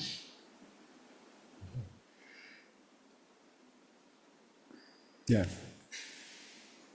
Democracy can be, I mean, I agree, this is a democratic process, it can be messy. There's always elbows, but we have to sort of proceed responsibly and with a little bit of grace. Mr. Chair, do you want to hear from town council on the Yes. select board's role in political ballot? Perfect segue. Great, and just so, yeah, just a quick, note of caution. The state ethics law and the Massachusetts campaign finance law both have sets of rules on what town employees, elected, appointed, and professional staff can do in terms of political activity surrounding elections and in particular ballot questions. So you have a brief memo in your packet attempting to outline some of the cans and cannots associated with these rules. I will say that the memo is geared specifically to the select board because the rules vary somewhat depending upon whether a particular board or board member is elected, appointed, policymaking, non-policymaking, and then there's another set of rules that apply to professional staff as well. So most of the rules here come from a advisory from the State Ethics Commission that is long and complicated and has various sections that apply to the various categories of municipal employees. So that's a long-winded way of saying the memo is geared specifically to the select board. And just a couple of important points, I think, to take away from it. The select board is a policymaking board in town. And as a policymaking board, the board is allowed to, as a board, vote a position on a ballot question. It's allowed to publicize its position on a ballot question using any of the means that the board just typically uses to communicate its positions on various issues. It can produce materials intended to inform the public about the ballot question. What the advisories suggest that the board can't do is advocate on the ballot question. So there's an interesting distinction there that is not very easy to define between the board being perfectly able to inform the public and not being able to engage in actual advocacy using town resources. So You mean the board as a board? as a board. Not as an individual Not as an member of the individual, board. correct. Right. So that's the board as a board. The individual select board members are free to do, engage in political activity on their own time, however they feel is appropriate. The most important limitation on the individual board members is that you still can't use town resources to communicate to engage in your political activity. So the one thing to be wary of there is using your needhamma.gov email address. To the extent you're engaging in political activity on your own time, I would just suggest that you use personal email addresses, devices, et cetera, so you're not using town resources to engage in that political activity. So those are the most important ones. As I said, a separate set of rules apply to professional staff. There's much more restrictions applicable there, primarily because municipal employees cannot engage in political activity in their normal work hours. You as elected select board members don't keep normal work hours, or at least in theory, don't keep normal work hours as select board members. But that's very different, obviously, for professional staff who need to be more careful about engaging in political activity during normal work hours. So I guess so that's a brief snapshot of a very complicated set of rules that apply differently to different people. What I guess I'd suggest is that if anybody has any questions, let me know. That applies to the board, other boards, and professional staff. It'll be important to keep an eye on this for a lot of people between now and any election if the petition actually does come in. Mr. Chair, have you, or Chris, have you provided similar guidance to other boards? I've communicated this to the planning board and I believe the Council on Aging, who asked a question about what they could and couldn't do relative to this. I believe I'll be going to the planning board in the next week.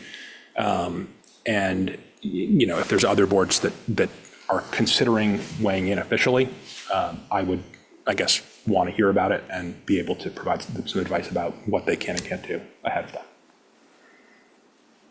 It seems to me that there may be benefit in reaching out to the school committee, because certainly they will be asked. I shall do that.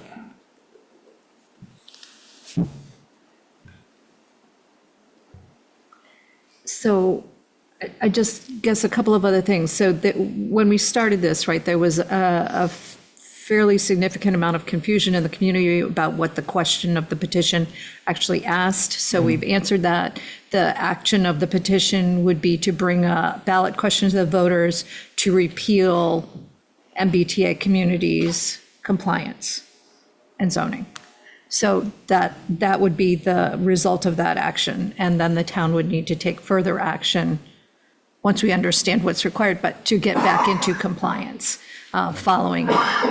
One of the other things that I think has been communicated and been confusing to people was there have been a variety of messaging around being able to get one's signature off of the petition has come up a number of times. So I think it's worthwhile to be clear that it's our understanding that one could certainly ask NRTZ if through the goodness of their heart they wish to remove a signature from a petition, but they are under no obligation to do so. So once somebody has signed, they have signed, and they will be in the petition count to bring it forward. There is no, at that point, there is no action that the town can take. That the town to can take. Remove the signature from a petition of someone who may have signed it and later wishes that they had not. So we encourage people to understand what they're signing when they sign things.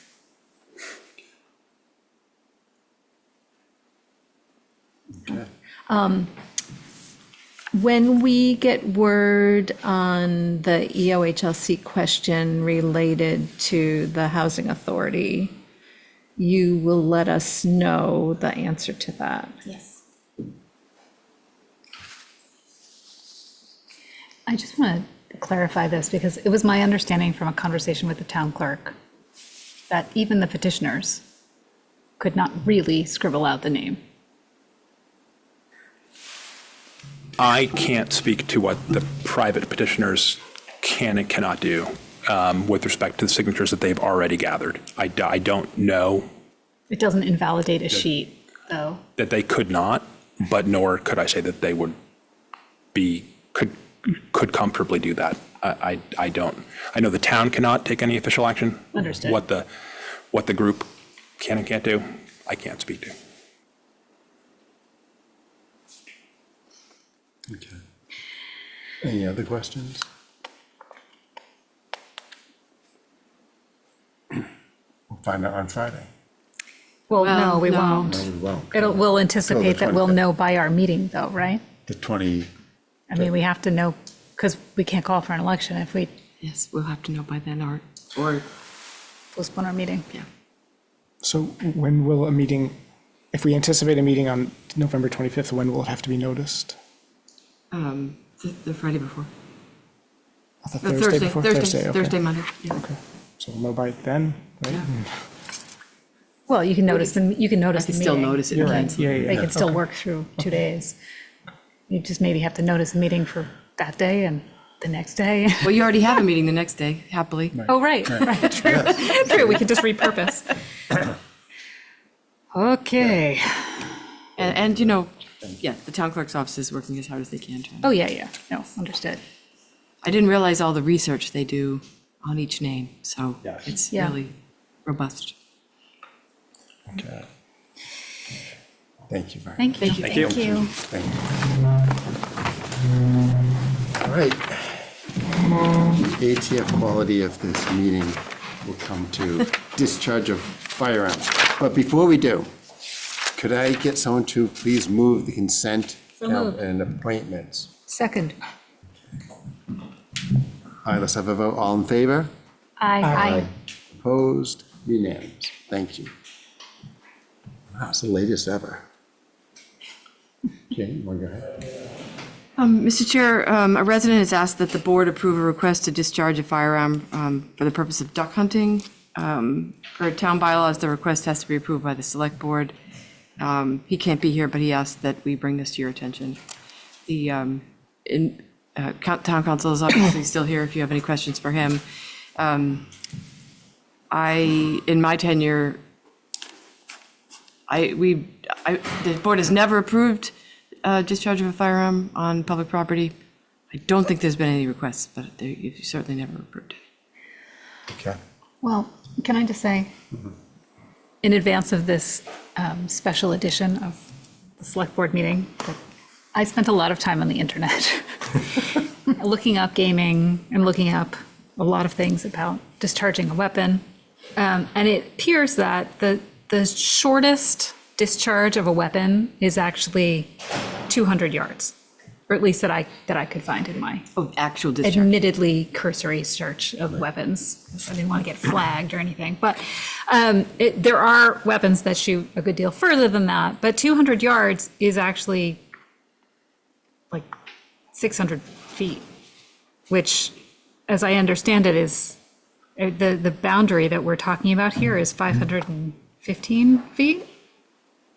So if I understand that correctly, what that means is that shooting a gun would go beyond the boundary specified, which makes me very uncomfortable. So just for what it's worth, I don't think that boundary makes much sense. Maybe it's old-fashioned because of when it was, instituted, but I'm not comfortable with this whole situation here. So the requested areas in proximity to the town water supply? Yes. That area, my understanding, is already restricted to general population, right? Yes. Okay, so I do think it would be odd to make an exception for hunting in this case. I also did some reading. And I noticed that pertaining to our bow and arrow, like we're out of, the Attorney General's told us that our bylaws are not in compliance with the state law. And And we were also informed by the Attorney General that we can simply print them with that sentence removed, and that's what's been approved. We haven't issued the general bylaws yet, but it is absolutely going to be in the next version, so yes. is there a need to, so the Attorney General was talking about section 3.1.12, but even the discharge of firearms 3.1.6 has the same language. Is it worth having a bylaw amendment at town meeting in May? I can take a look, sure. Let me take a look, yep. Didn't forget it, but it hasn't been printed yet. So. Are there people who use, I mean, I know this is restricted, but are there kayakers here? Are there ever? Oh, yeah. Yeah. Okay. We were at a committee with one at 4 o'clock who's there all the time. And the person shoots their gun. I fall out of the kayak. I drown. I mean, this disturbs me. And I think the gain, if we're balancing here, the gain is occasional recreation for one person versus everyone else's peace of mind, comfort, feeling of safety. It doesn't, it's easy for me. Right. Okay. So I just want to say, I understand that what we were told was that a 500-foot radius was drawn, but from what I could tell, I don't believe a 500-foot radius was drawn. And I do think the radius would extend into Dover. So Needham, Dover, it's a bigger circle. In fact, if you look at the actual radius, so we don't have the radius in front of us. But for all of those reasons, we don't have the ability to even notify people who might be walking in the area or boating in the area to let them know that somebody's going to be shooting a gun at waterfowl. I just think we can't do this, so. I always kind of thought that the 500-foot radius was a great sort of standard, and surely there was no place in town you could do it. But this Ted Van Sickle found the golden ticket, and it's like, I did find the one spot. And I think we're saying, oh, well, what we really mean is no. But I'm kind of okay with just no. Maybe I like ducks, but I think there's something I read that a duck shot actually goes 100+ yards, which I think is well within, beyond the radius of what he drew as where the one spot you could hunt. And I think it would be a danger to anyone haphazardly paddling on the Charles River and going by.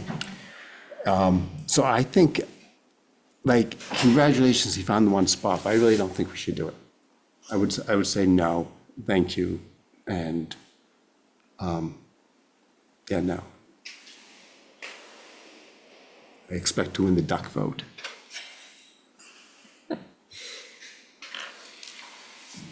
So, any other thoughts? I would make a motion. Did you want to make a motion? Or did you want to think? Yeah, I'm just thinking about your comment about, like, we can't notify people. I think there are a lot of people who would find that frightening, to be out walking and all of a sudden hear a firearm discharge with no notice. I just can't see allowing that. So, Mr. Chair, I would move that the board vote to deny a request to Ted Van Sickle to discharge a firearm of public property located on the Charles River, approximately 900 feet to the southwest of the town's Charles River Water Treatment Facility. Second. Okay. Discussion? All right, let's have a vote. All those in favor of the motion to deny? Aye. Aye. Opposed? Okay. Ducks are safe. Oh, sorry. Next up, American Rescue Plan Act funding. Much less murky.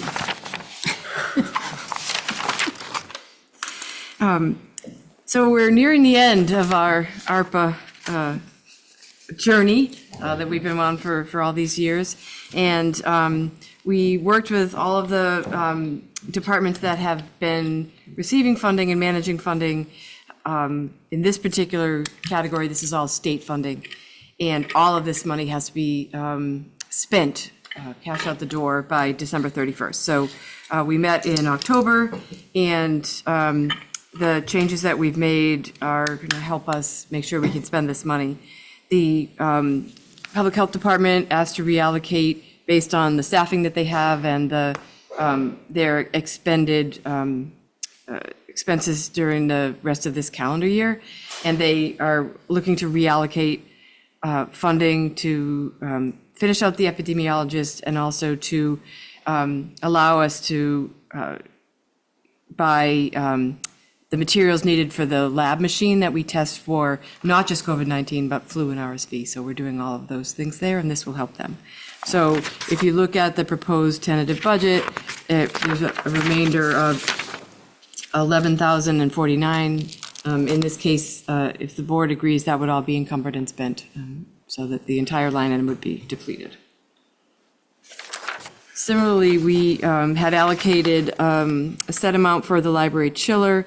That project came in less than expected, and so we would like to authorize the Department of Public Works to do some additional ventilation upgrades as contemplated in the ARPA enabling legislation. And they assure me that they can spend up to almost exactly $115,000 on those items. And then our new consolidated technology department will spend all of the dollars that we give them. And so we are proposing to reallocate from the temporary project manager, which had an unencumbered balance, to the technology, which is technically called the support for hybrid meetings, and lower the DPW temporary project manager. And other items that have balances, we fully expect our economic development funds to be depleted. We're still working with the vendor for the Placer AI contract. We're assuming that's going to go forward. If it doesn't, you may see us again at your next meeting to reallocate that for public art, which we're using to help implement some of the town branding initiatives. And the stormwater, the Rosemary Sluice Gate and the stormwater master plan, we expect to be almost exclusively, almost completely spent by the end of the year. As a reminder, this goes way back, and I don't know who was on the board then, but there was a category in state ARPA that you could take your distribution as lost revenue. So one of the categories, in addition to direct COVID impacts, technology impacts, economic development impacts, and stormwater, water sewer drains, there was another lost revenue. So we had the opportunity to do that. The board approved that. So all of the $3,285,336 was taken as lost revenue. What we committed to the board was we were going to make this a true ARPA program, so we didn't spend it on anything else other than these ARPA categories. And so if there is any funding left, it will simply roll to, we already have the money. There's no one going to take it back from us, so it'll roll to free cash. So that will help us no matter what. It's not like we're giving it back to anyone. And we have written confirmation from the county now, to our great relief, that they are in agreement with the federal statute that says as long as the funds for construction are encumbered, then we have until 2026 to complete them. So, because we were running very close to the edge on some of these major projects that take a very long time. We waited a long time for permitting, for instance, at the reservoir. So that's great. We expect to finish them in 2025, but we have a little bit of breathing room on those. We'd ask the board to approve the requested reallocation. Questions, Mary Ann? Okay, so the 580,000 at the bottom, still left showing uncommitted. 580,444. Is that, I don't know that uncommitted means If you available. approve this, the 11,000 will be encumbered, the 115,000 will be encumbered, the 80,000 will be encumbered. We expect to spend the economic development no matter what. And DPW is spending, they just haven't encumbered yet, so we'll be down in the tens of thousands. Okay. In the state. The county, we're still working on those. They're likely to be change orders on some of the projects. Okay. So the 580,000 doesn't reflect the proposed changes. If you approve them, then that number will come down significantly. Okay. All right, Mr. Chair, I move the select board vote to approve the requested reallocation of funding for this town's state ARPA allotment. Second. Any discussion? Hearing none, we come to a vote. All those in favor? Aye. Opposed? All right. Just a few items, Mr. Chair. The big announcement will be coming in the next few weeks, but we have selected a poet laureate. I've been working on this project for so long. It is such a joy that we're going to be doing this. And so we're going to do a press release, and we've invited the selected candidate to come to a select board meeting in December. So get to meet them, and we'll be moving forward on that. And Kevin Keane was very helpful in the selection processes and represented you well. Yes, I'm really good at poetry. We've learned a lot about poetry I in the learned a last lot. year. And this coming Saturday already is the Emery Grover dedication. And right after, we are gathering on Memorial Field to take a picture for Sonny Williams. We want to make sure we get as many people there as possible. We're asking people to be there at 11:30. The photo will be at 11:45. This is not a big time commitment. We have a nice banner, and we really want to get this everywhere so people will know that we're thinking about her. So, please. It's a great idea. I know. Okay, excellent. We have David? Okay, do you want to do that now? Did we definitely go back to the person who originally wrote to us about Sonny Williams? I can find out. I want to make sure she knows.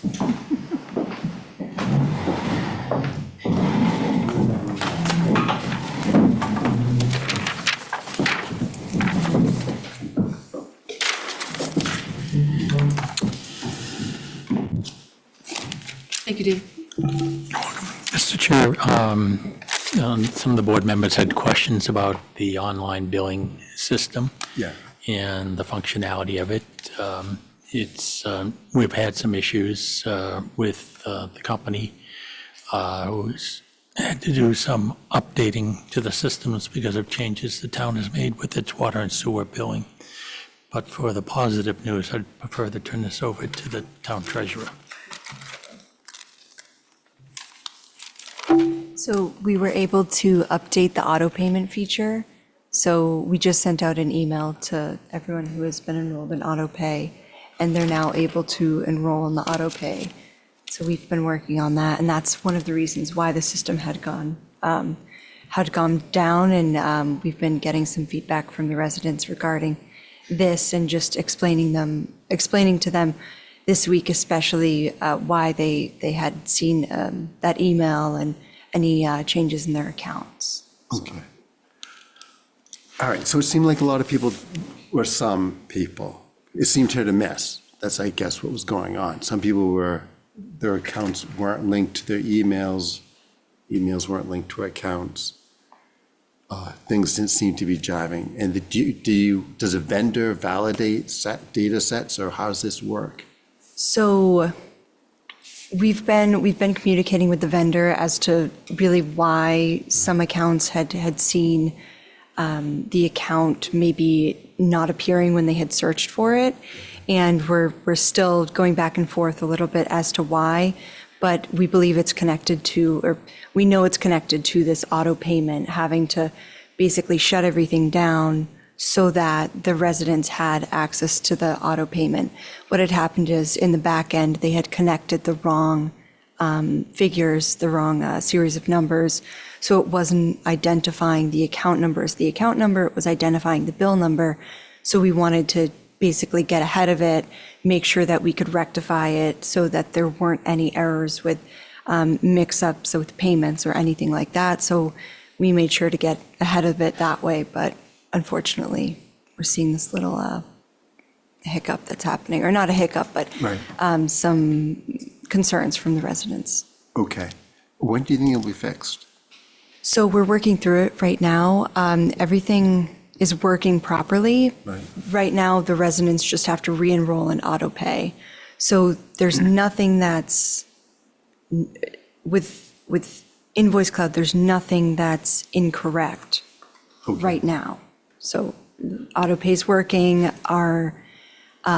We also had an issue with the pulling the wrong figure. That's been rectified. So Well, the wrong figure, I mean. so my tax bill was producing a figure, and that was accurate with our system. Right. And the Invoice Cloud portion was, it would be a few cents off. So that's correct now. So there's nothing from the Invoice Cloud side that there's no errors with that, no problems that the resident should experience.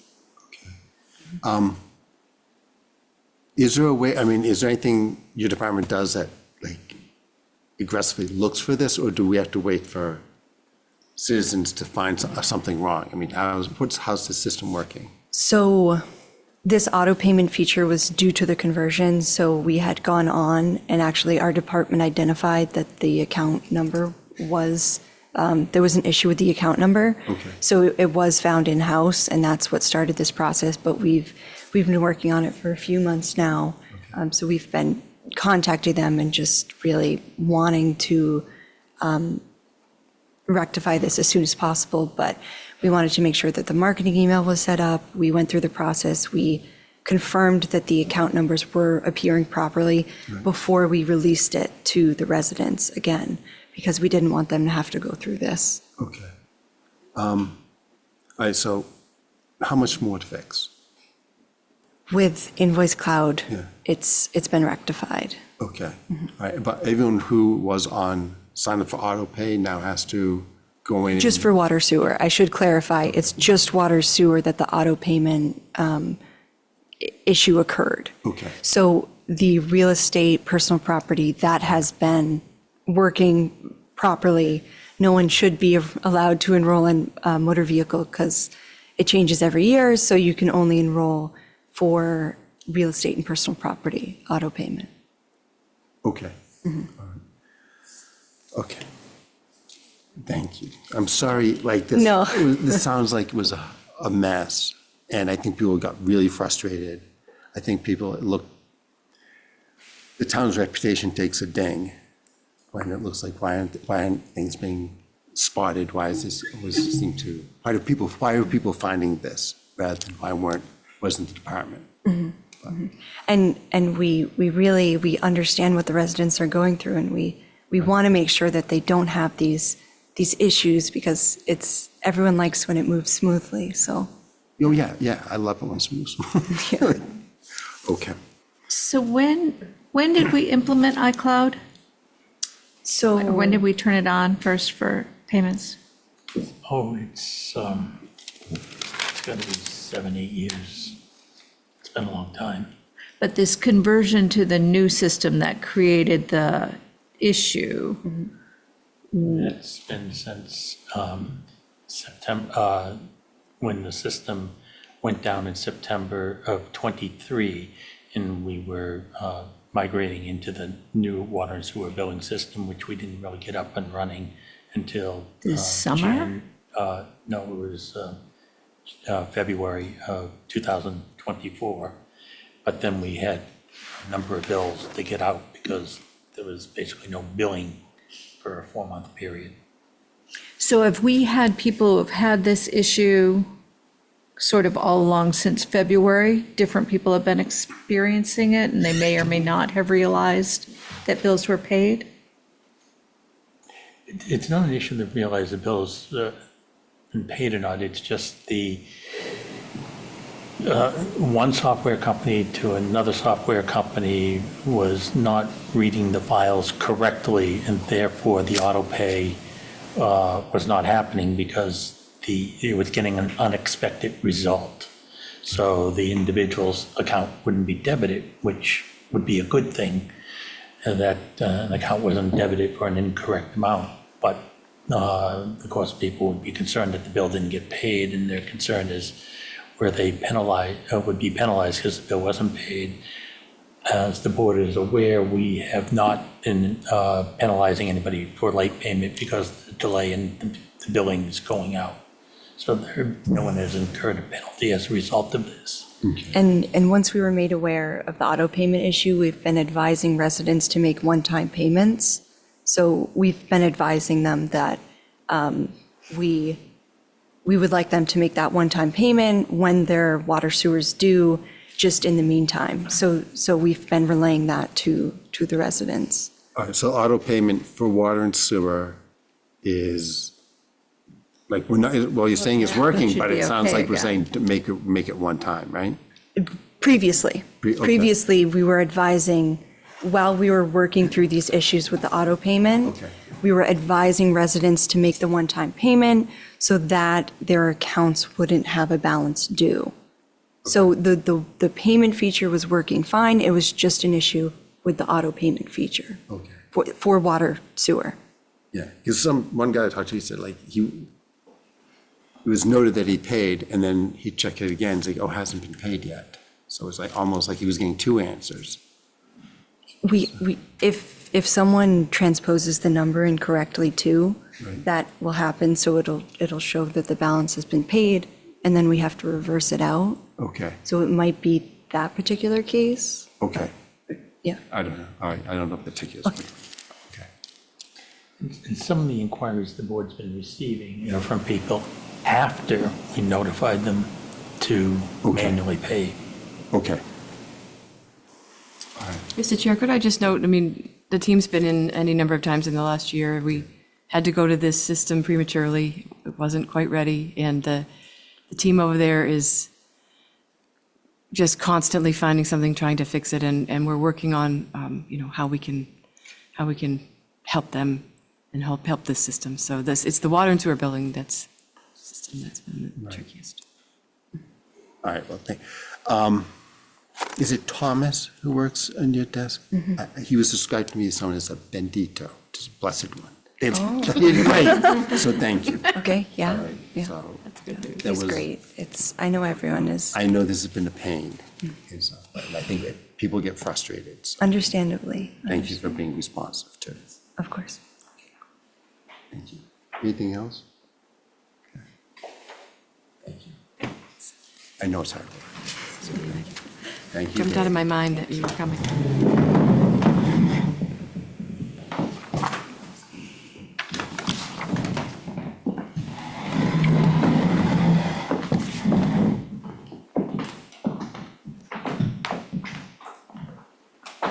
Next up.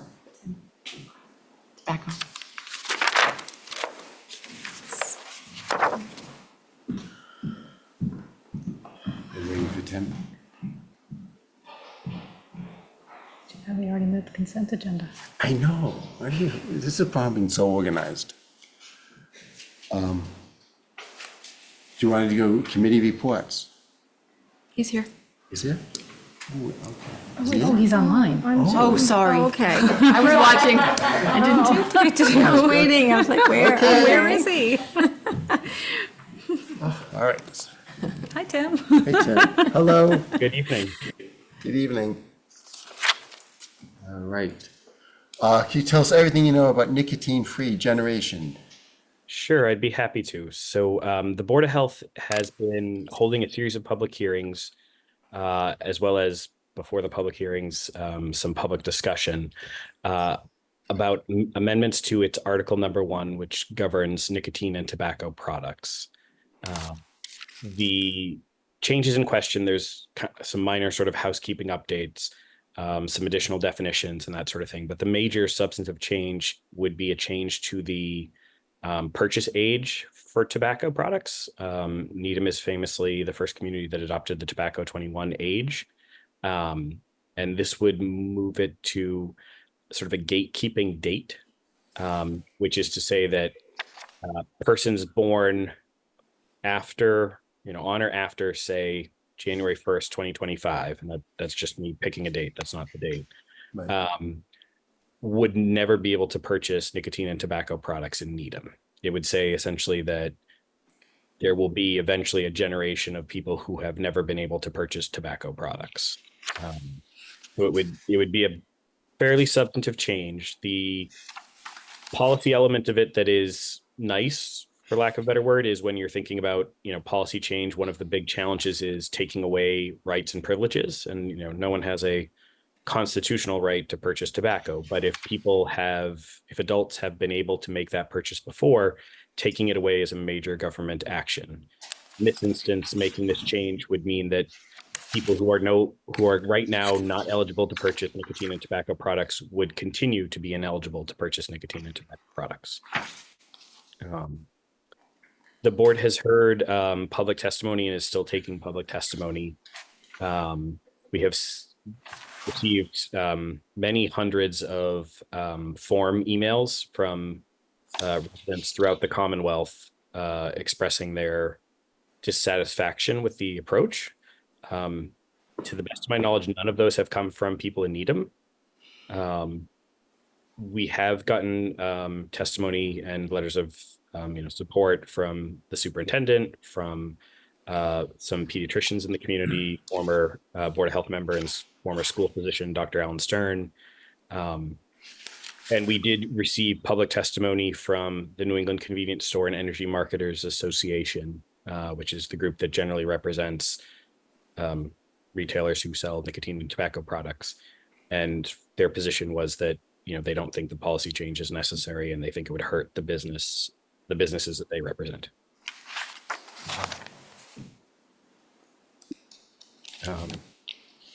In your packet, we included what is now standard practice for the Public Health Division, which is when we're contemplating a major policy change, is to do an equity analysis, which is essentially to get a team together and ask a series of questions about who is impacted by the change.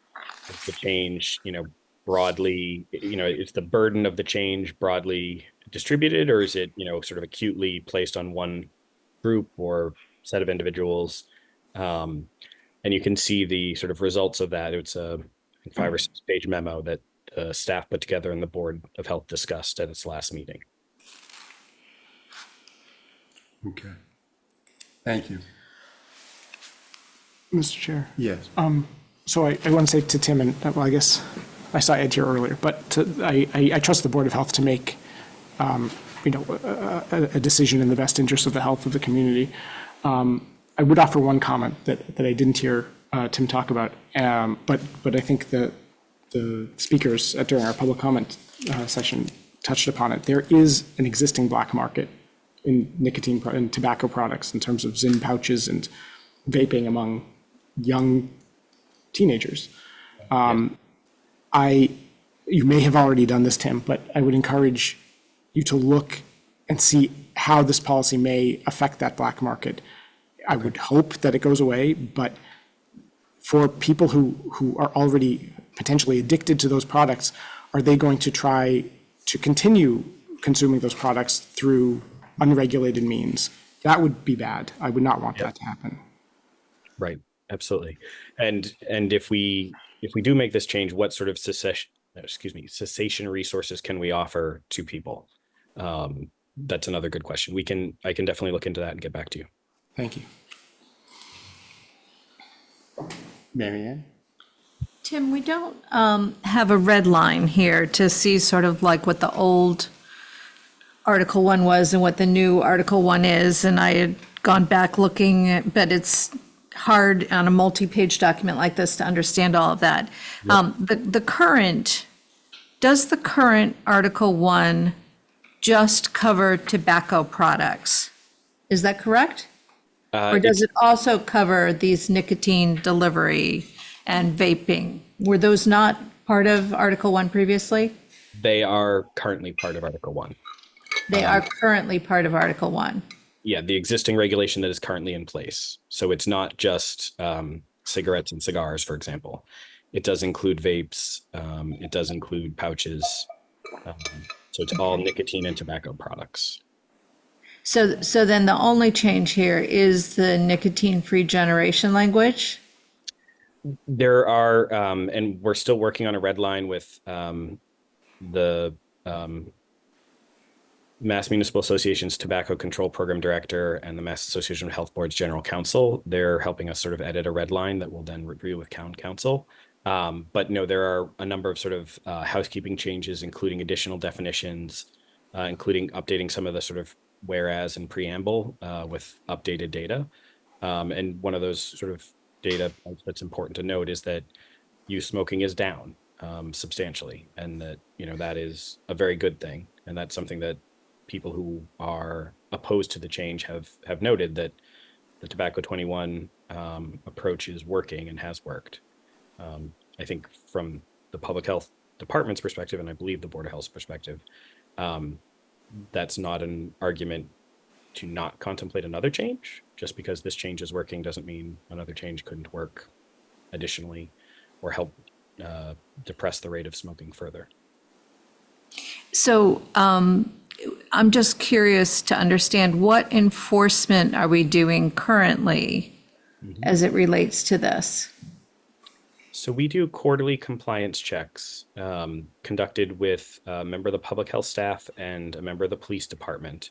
I should say there is an inspection for sort of required signage and making sure staff are trained. And then we do compliance checks in the same way that the police do them with underage alcohol beverage service. We do for tobacco products. So we will sometimes send in, someone who's 22 and someone who's 20, and, do they card the first person and not the second person? Sometimes we'll send someone directly in and ask directly for a product, and other times the person will go to the back and get a soda and look through the magazines and then ask for something. So we do quarterly compliance checks, and we try to have them simulate to the greatest degree possible kind of natural customer interaction. So that is the process we go through to make sure that the vendors that we have in town are following the regulation. And I wondered if similarly there was action either through the Board of Health or the Health Department or through the school related, for Needham, it seemed to me that maybe the most significant issue is this observation that LGBTQ kids, the word that's used is targeted. I guess I'm not sure that they're actually targeted, but there does maybe seem to be social contagion around this issue. It'd be more what I would observe. So that leads me to think, are there behavioral discussions or actions that we're taking with this particular population to try to intervene? And I got to be honest, I don't know if we are. Certainly if we did that, we'd have to do it in concert with the schools and youth and family services. So I will have to bring that up to them and say sort of what cessation programs could we do? What cessation programs could we do in a special way that would, maybe meet this population where it is in a way that would have fewest barriers to entry. I guess maybe I should start with checking to see if you agree with my premise that maybe it's not strictly targeting in that particular case, that it's more a social interaction behavior. Social practice among particular group, yes, I do agree with that phrasing, that determination, yes. Okay. All right, thank you. Anyone else? I guess, Tim, I feel like the Board of Health's priority certainly is to avoid harm. And it's clear that smoking causes harm, but I guess I'm wondering about how you might relate this to sort of the other things, the many other things in society that are not good for us, like alcohol consumption, gambling that was here earlier. I feel weird about this. I'm not exactly sure that I can justify that feeling, but I guess I'm wondering, there are other societal ills that are treated very similarly to tobacco. So can you speak a little bit to those? Sure. I guess I'll maybe offer a couple things. There is some amount of arbitrariness on where sort of the cutoff to adult is. Historically, you could buy alcohol when you're 21, but you could enlist in the Army at 18. You could, before tobacco 21, you could smoke at 18. The latest science we have shows that the risk processing centers of the brain aren't fully developed till 25 or 26. And I don't know of any realistic proposal to, lift the drinking age or the age at which you can legally gamble to 25 or 26.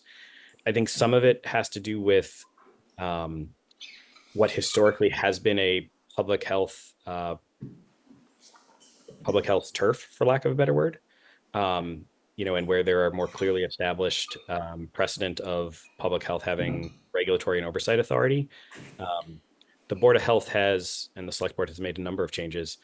The Board of Health has semi-gently nudged the Select Board over the years to adopt some of the practices that we have for tobacco compliance for alcohol compliance. The laws of the Commonwealth give the Select Board, purview over that. I am a firm believer in sort of health in all policies, and that almost everything has some type of health impact. But I do think that, this is us essentially playing in our sandbox where we're comfortable, rather than asserting, the need to help regulate something that maybe has historically been in another board's purview. We can certainly make the case for why there are health impacts for alcohol or gambling. I think it does get more complicated when it's not something that is sort of solely regulated by the Board of Health.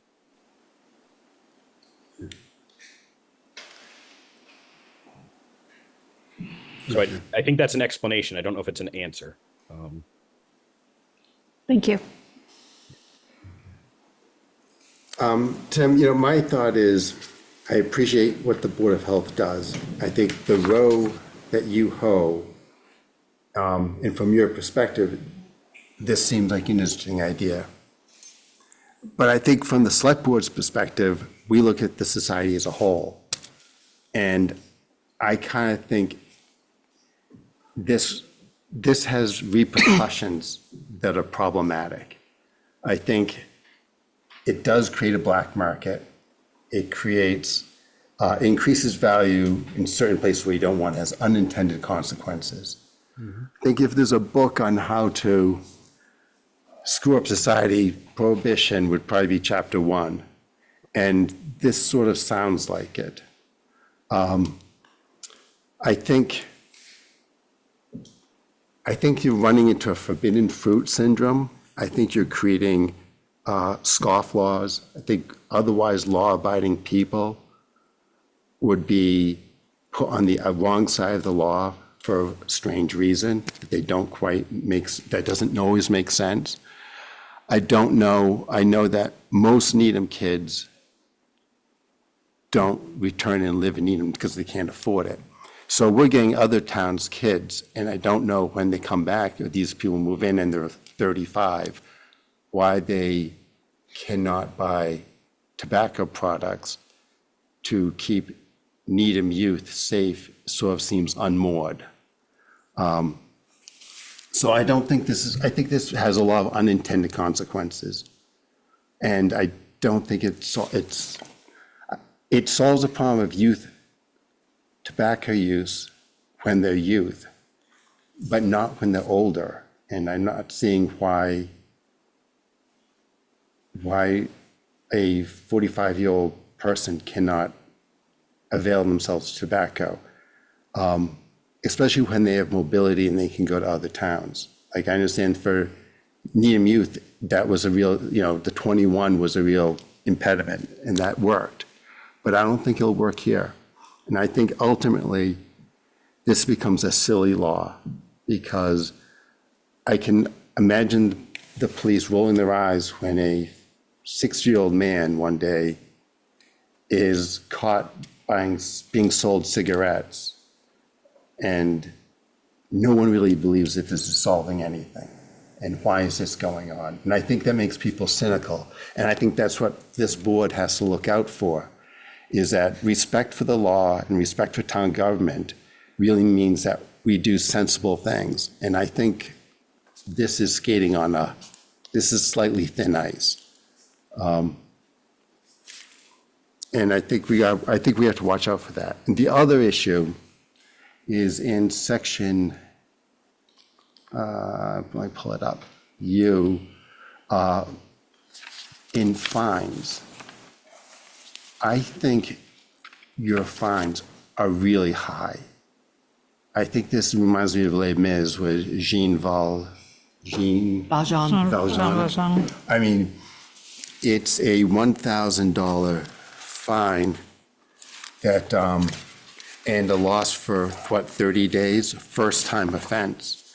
And I think you might need to check with town council, because although there's precedence for $1,000 fine, I think you escalate up to $2,000 and $5,000 per violation. And the town bylaws do the small, medium, large of 100, 200, 300. But I'm not sure, as noted, that you can be over $1,000 per violation. But I would talk to town council about that. So we actually did go over that today. That's taken directly from the state law, the 125. So that is directly from the state law for underage sales to those under 21.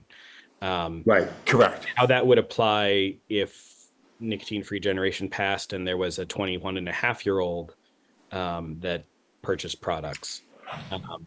How that fine would apply would probably be $1,000 fine, because that's the maximum state law allows boards of health to fine unless there is additional legislation like the tobacco legislation that allows $1,000, $2,000, and $5,000 fines. Yeah. But I did go back and forth with Chris over email today, and I will be sure to follow up with him. Okay. Yeah, that might need to be checked out. Can I ask another question? Yeah.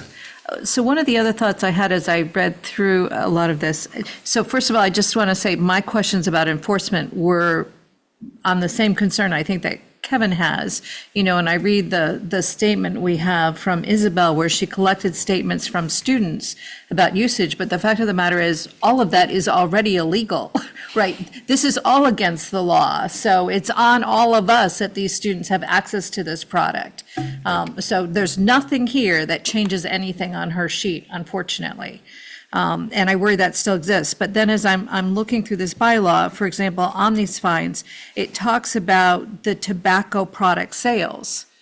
Some of these, as I understand these nicotine devices are separate from tobacco products. So I'm not sure these fines apply to them, or maybe they weren't intended to apply to them. Maybe there's no fines for nicotine products. I just am not clear. So I can certainly do the research on that question for you. I do know that Needham's regulation in the past has been modeled on the state model regulation, which is developed by MMA and MAHB, Mass Association of Health Boards, Mass Municipal Association. So I'm relatively confident that that we were following their guidance, and I'm relatively confident that their guidance included what was allowable in terms of enforcement. But I will double check that. Mr. Chair. Yes. Tim, question for you. Brookline has had this now for several years, I think, or at least a year. Brookline was the first. They've had it for some time. Has the Board of Health looked into how it's gone in Brookline, and could you share any of your? Sure. I have talked to my counterpart, Sigal Reith, who's the Commissioner of Health and Human Services in Brookline. I think one thing that's important to note is that, so they have a different system. They have a commissioner rather than a Board of Health, but it was not a health department regulation. It was brought to town meeting, sort of outside of or around the health department in Brookline, and was adopted by town meeting. So it wasn't necessarily initiated by the Brookline Health Department. I think that said, some of the questions, some of the concerns she's raised when she and I talked were in the vein of some of Josh's questions and some of the other questions about, what is sort of the illicit market? How do you try to address the illicit market? Do you have realistic resources to help people with cessation, or are you just passing out a flyer being like, hey, you should stop smoking? How can you engage substantively in trying to work with people on that? Because obviously quitting smoking is a big challenge. So I hope that answers the question. I think she has not found it to be a completely smooth road. I'm not hearing you say that it has been effective. I don't know that they have data on that yet. We would look, if we were talking about trying to determine its effectiveness, and obviously you've got confounding variables, but one of the ways we determined Tobacco 21's effectiveness was to compare Needham's youth use rates over a period of a decade with the use rates of other communities that surrounded Needham. And we had Metro West Adolescent Health Survey data from 25 communities to sort of support that level of analysis. I think you'd need at least a few years looking at Brookline, and they aren't part of the Metro West Adolescent Health Survey. They do a YRBF, a Youth Risk Behavior Survey. So they have some data. I just don't know, what period you need, whether it's a 6-year period if you're doing it biennially. and maybe you need 2 iterations after you adopt it and then compare to previous data. But to the best of my knowledge, they don't have concrete information saying, doing this will result in a 10% reduction in youth use rates. And Tim, that reduction, they previously had like Tobacco 21, right? That is correct, yes. So in theory, they've already had that reduction. Did they experience that reduction as well? I can't speak necessarily for everyone. It was a little bit, so there was a paper that was put out by staff from Harvard Medical School and Brown Medical School that looked at sort of the difference in Needham's decline in youth smoking versus the overall regional decline in youth smoking, and attributed that with some degree of success, I think, to the changes that Needham made regulatorily and then in enforcement. It got much more complicated when more and more communities adopted Tobacco 21, because then you were having sort of a shifting field of like, okay, is it this community's change that's made this, or is it the fact that 4 other surrounding communities have also done it, or sort of the snowballing effect? So I don't know that there's as clear data for Brookline's Tobacco 21 change resulted in the same type of drop. I don't know that for a fact. Yeah, in fact, I'm looking through the memo you got, and I can't find, there seems to be several variations of numbers of what Needham High School students have witnessed. And it seems like it pops up like 2.1%, or another one shows 8.6. Like, the numbers are very confusing, and at one point it was something that Needham High School students were just under 10%, and then outside the community was just over 10%. So I think it makes a difference with whether the status for smoking cigarettes or for vaping. So it looks like we're seeing higher rates of vaping than we are. So I that's thought that part of the excludes for that, subtlety. yeah. And I don't think we've got our language consistent, that we're now really talking about devices that have nicotine Right. in addition. But Okay. Can I just ask for clarification on how this policy gets set? It is the Board of Health that sets this policy, so we're kind of sharing our opinion, but we don't have a say. So, but the Board of Health would be interested in either the select board's comments as a group or individually. And that's part of the reason we asked, or we sent this information and asked if you wanted to make a comment. Oh, no, I appreciate that. I just didn't know how the rules were Yeah. executed. No, my concern is this creates a black market, and it's prohibition. It is prohibition. I know in your Q&A it says it's not, but I think if you call it, if you call a tail a leg, it doesn't mean their dog has 5 legs. I think it's still prohibition, and it just it moves along. It's a cleverly done one, but it's still. And I think it will be a very long policy, but I think it brings a lot of unintended consequences, which was a lesson of prohibition. And in fact, with the whole legalizing cannabis debate, which was it created a black market to try to make it illegal. And the only other comment I'd say is, I read the Q&A, and I thought they were very sing-songish and not serious. But that's it.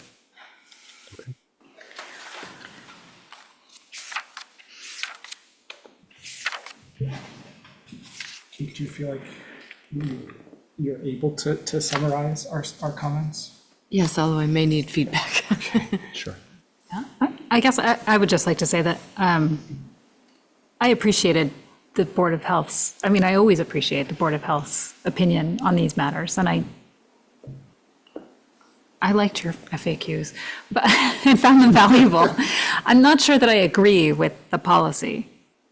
I'm pretty sure I don't agree with the policy, but I do I'm not sure I do either. absolutely recognize that it's it's meant to make people healthier and safer. I think it goes a bit too far. And I really have trouble seeing how regulating tobacco is any different than regulating any other sort of vice industry. And that opens it up to too much. But I definitely appreciate the intent and appreciate the work that's gone into this. So thank you. You're welcome. I agree with the chair's comments earlier that it is a form of prohibition. It's a more subtle form, but it is still a form of prohibition. And I do think there is some degree of why are we regulating this and not that? And whenever you're talking about public health regulations, there is a balance of, to what extent you're adopting a paternalistic approach, right? What is people making informed decisions about their health, or adults making informed decisions about their health, versus what is a product that is, dangerously addictive and has no positive health benefits from use. And I do think it is a bit of a balancing act. I appreciate all of the comments I received today. Yeah, Kathy, one more. Mr. Chair, I would just say that I would be very supportive of policies that reduce nicotine and tobacco use in principle. I find it interesting the way this policy came about. So it sounds like it was essentially a citizens petition that came to Brookline Town Meeting, and it, as you said, it did not come out of their Commissioner of Health or through a public health lens. So if Brookline hadn't done this, and this wasn't sort of a popular thing to consider these days, if that was off the table, would this be, if our Board of Health, which is a very serious and very highly credentialed group of people, would this be the way they would choose? If the goal was, let's try to reduce addiction to tobacco and nicotine, would this be the number one most effective way, if Brookline hadn't done it? I think that's a very fair question. I don't know the answer, but I think it's a very fair question. All right. Anything else? Marianne? I'm gonna weigh in with one more thing, Tim, just food for thought, thinking about the future. Because I do think that question of, is this how we would have gone forward, is on the table. I had asked the question relating to LGBTQ kids, but I look at all these comments and think I would have guessed that the Board of Health would maybe have looked at more of the cessation issues and understanding those around the new vape products with a higher priority. There was one statistic, so there's a set of statistics from the 2023 Metro West Adolescent Health Survey, and it was the kind of statistic that always makes me uncomfortable when I read them in studies. There's something that says that the rates for Black and Hispanic and Latino students exceed the overall rate despite their small representation. And then you get told 3% of Black students compared to 1.5% of white students. And you learn that that's the difference between 1 student and 14 students. Yes. It just always makes me really uncomfortable to read those kinds of comparisons. I don't think they're helpful.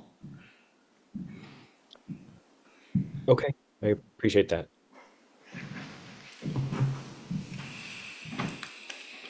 All right, thanks. Anything else? All right. Do you need a motion? No, you're just looking for feedback, right? You need to, if you would, decide if you want to provide hold on, comment for the Board of Health is having their hearing on the 22nd. Sure. And you don't meet again since. I have to scroll back up. Okay. Everyone has to be patient. There we go. Sure, I see it, yes. I would move that the board vote to ask the town manager to submit comments reflecting our conversation this evening on behalf of the select board to the Board of Health for their for the November 22nd hearing regarding the adoption of nicotine-free generation policy. Second. Okay, discussion? All right, we'll vote. All in favor? Aye. Opposed? All right. Tim, thank you very much. We appreciate the presentation and explaining to us. Thank you. It's good to be with you. I hope you have a good evening. All right. All right, next up.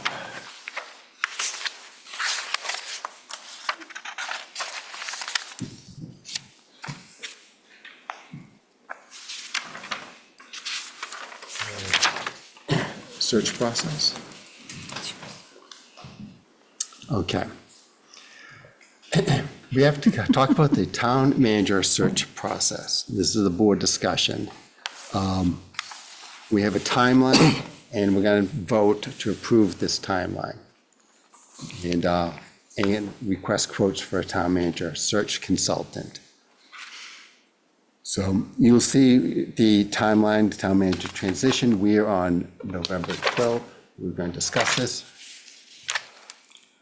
We're going to review the draft charges, the composition, and the town manager contract extension. That was under the consent.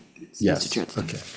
So, and then what we're doing is we're going to get a consultant. We're looking forward to a vote on April 1st for a new candidate, for a final candidate. So that's, as you see the list, but that's the magic day, April 1st. You guys read the materials. Any thoughts?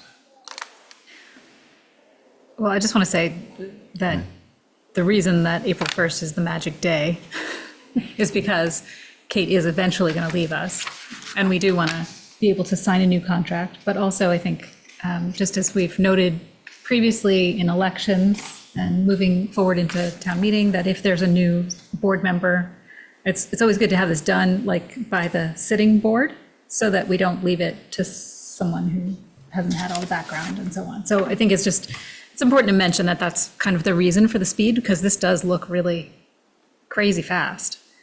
Right. But that is the reason, to line up with those dates.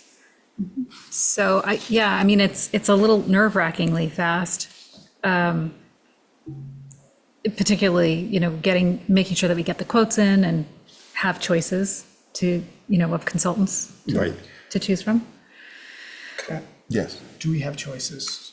Not really. Okay. Well, we're putting out 3 bids. It's procurement, so we still have to accept the lowest one, right? Yes. Right. But we can. You're sending out 3 quotes. We can send out 3 quote requests. And we'll get responses for each of the requests, you're saying? You just have to send the 3. If 3 don't respond, then, you could have 2 or 1, but. Oh, sorry, so we're selecting who we're sending the Yes, quote requests to. And you would, I propose that you'd send them to the top 3 who do the searches in the Commonwealth, and we know who those are. Okay. And the scope of work, do we all agree with the scope of work that we're looking for in the request? And as the consultant shall assist, establish criteria, work with the select board and human resources. The committee. We'll get the committee, we'll consult, we'll interview, and discern. And so that's the process. Responses will be due December 2nd. That's fast. Any thoughts? Mr. Chair. Yes. Josh had sent to Kate, who sent to the rest of us, a very helpful presentation from the Mass Municipal Association about, best practices for recruiting a town manager. And I think that this process aligns well with that advice, not surprisingly. But in particular, one of the things, they had several town managers and a member of the board of the select board of, I can't remember the town, and then an attorney, but it was a good panel, but they all spoke about the need of having a consultant and having the consultant work with you from the beginning, where you're spending a good amount of time identifying what you want, all the way through the negotiation. That was reiterated multiple times. So I see that here, and I think that means we are aligned with best practices. So that is a good thing. Thank you. Well said. Yes, Mary Ann? So I would hope that in considering the question about what goes into the description for the town manager, that we will certainly also have some conversation with staff about that and ensure that they have input to all of those. I had asked the town manager just about, how many consultants were out there who have done these minimum of 10 successful recruitments in the past 5 years. And hopefully these three will all meet that criteria and have that available to give. And then I think the one other thing that I had looked at in here, that there's a statement in the charge about determining or deliberate and determine the candidates to present to the select board for final interview. I am anticipating or expecting that we would receive multiple candidates to interview. This was not specific as to that point, but I don't know that we want to put a number in here, but I certainly would want to convey that it's not my expectation that the committee would select a candidate, for example, so. That is certainly best practice. And along the same lines as Mary Ann, I think it's important for us to be explicit that we are welcoming all candidates. Like, we're very welcoming. We want a wide variety of candidates. And I imagine that could be a potential challenge, but I don't want it to be. I want people to feel welcome in applying and that they will be considered. Yeah. We're a good time. This is a good job to have. It's the best job. Absolutely. You're the best select board. I'm not sure that's Yes. what she meant. Just want to make two comments about the committee composition. Yes, all right, so yeah, moving on to, the screening committee. Go ahead. So I think it's important in selecting the people. I mean, most of these are chairs. One is a town meeting member. Whoever's on the committee, I hope that there's at least one person who's experienced with contract negotiations, particularly collective bargaining contract negotiations, because I think that is a key requirement. Yeah, the Human Resources Advisory Committee member should be familiar with that. But I mean, we do have a wealth of expertise in our town meeting members, so certainly that could be an additional bonus, but I think that should exist. Okay. Yeah. That's a good point. You're welcome. Okay. In fact, it's going to be hard to narrow down. Town meeting members are pretty accomplished. I know. In the charge, conjunction with there's a typo. Okay. Top of the page.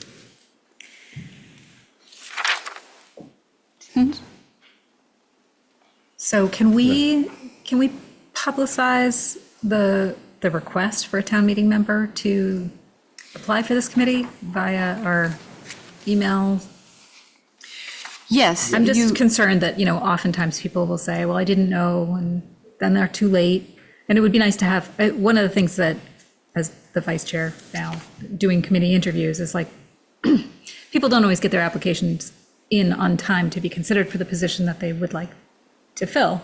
So it just seems like this is just about the most important committee a person could be on. So sending it directly to town meeting members might, right. Yeah, so I'm wondering if we can actually, reach out to everyone on the email list. I'll speak to the town clerk. I didn't have this on your voting item because you tend to do them the second meeting, but you can do it either way you prefer. Okay. But you're meeting again before the consultant response, so there's no reason you can't. Or you can do it now. This doesn't talk about how the town meeting member gets selected. Who is making that decision? I mean, My thought, it'd be the vice chair who does all the, it's the normal Appointments. process, but we Makes could a talk about recommendation. whether or not we need Yeah. more Okay. just, input. I mean, I can concede that this is a super important position, so right.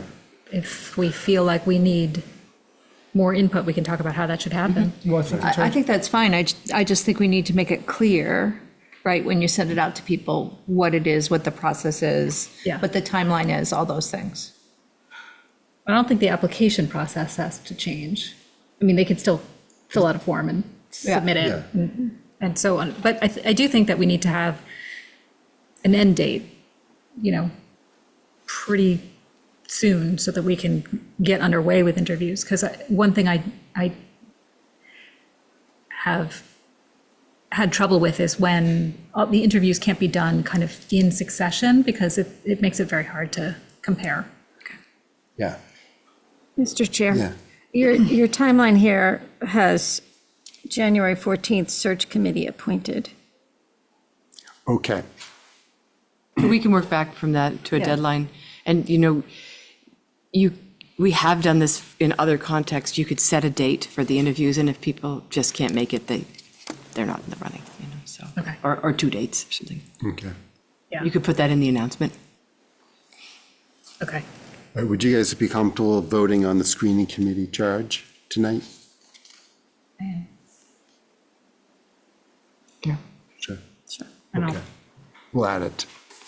Okay. And then, scrolling, sorry. Okay. Any questions, comments, criticisms? I think that one of the hardest things is selecting a town meeting member. Well, because that's like the only flexibility in the composition, really. And I think maybe one criterion to use is diversity of, experience and backgrounds, because, we want as broad of a perspective as possible. Yeah, I mean, I think that's usually part of the criteria. I'm just restating. Yeah. But yeah, definitely keeping that in mind. But for the purpose of this evening, I don't think that that's, Doesn't have to be in that. yeah, it's not, document, no. right, it's not going to change the charge, so. Okay. So to that end, then, I will move that the board vote to approve the request for quotes for town manager search consultant as presented. And for charge for the screening committee? Do you want to do that too? If you want, composition in charge. Yeah, composition and charge. Okay. Sorry, I'm not. Second. This is for the search consult, and also we're going to do the composition. All right, so we got a second discussion. All right, let's have a vote. Oh, yeah, I thought you were saying something. No, I was not. All right, let's have a vote. All those in favor? Aye. Opposed? All right. And I saw on the timeline, there's time for us to discuss the guidelines we want to give to the consultant as well, right? Yes. Okay. And we'll have the consultant then plan. Okay. Great. Yeah, I think it's, we have them in on January 14th, You could have them in on December 17th. December Yeah. 17th, or right after. Given that we've just voted, we can move the process along faster, right? Good, That's okay. I like that. If they're, I mean, Because who knows how long, the middle is going to be the dicey part, right? So we may need more time. yeah. And, I mean, we want things to all go on schedule, but it's very possible that, people's schedules just. Yeah. The but consultant may not be able to make it that day, and Yeah. then you're looking at a different date, and it's, Okay. I do think it needs to be done before the election, though. Just in case. Yes. Yes. Okay, Okay. good. Next up, committee reports. What do we have? I have some committee reports, but I want to go back to the consent agenda for a moment because I forgot I had a question. Oh. North Hill has a bunch of one-days. Do they understand that they're limited to 30, given? yes, they intend to make an application to have a more permanent solution. They're well aware. Okay, all right. I was just Per looking at. year, too. Yeah, but still, at the rate that they were going, that would take them until February, so they'd be done practically. They're working on a permanent solution. Okay. Application for you.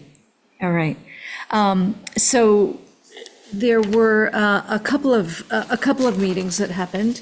The Quiet Zone Committee met and awarded a contract to Ty and Bond to proceed forward with doing our design work on the various quiet zones in Needham. One of the things that we learned from both of the firms that we interviewed in this process was everybody across the board recommended that it be done as a single project. The committee had been discussing, and we talked here about, could we move faster if we broke out a couple of intersections that we thought were more straightforward compared to others? And the answer is no, but I think that we have a good team working with us. It appears that the MBTA may have more flexibility than we thought they had. That's a good thing. We'll see where we go with design. So that was the first thing that happened. Can I ask a question with that? Is Yeah. that a single project for all excluding Great Plain and Hersey? In terms of designing it and bringing it forward and getting approval for the approaches. Okay. Oh, so it still doesn't determine which It are. still any doesn't implemented? determine which intersections you do first, second, or third. It just, as a project, it has to get approved as a project instead of in chunks. Got it. Yes, good question. Sorry, I wasn't clear. The other meeting that happened was Kathy and I met as part of the subcommittee to study the Minuteman School with some of our various partners from town and with Heidi Driscoll, who is the new superintendent of the Minuteman School, just to do our fall update with them. Our student population continues to grow, and we actually got more spaces at the school than we had been originally allotted because we had more people apply. They really are at the point where they are full of just member towns, which was something we anticipated happening, and they're there.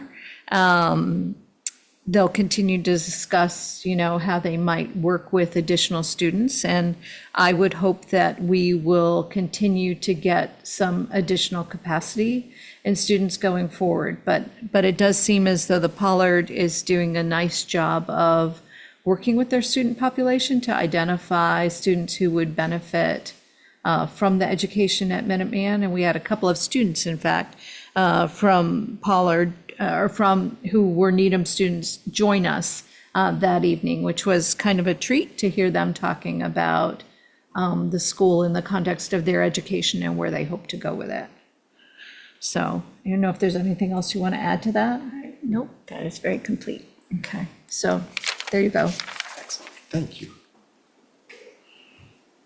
Not a committee report precisely, but I wanted to note that I spent a really nice afternoon with the Girl Scout Brownie Troop, 64025, a couple days before the election. We talked about voting and why it's important and what kind of impact everyone can have, even if they are not yet able to vote.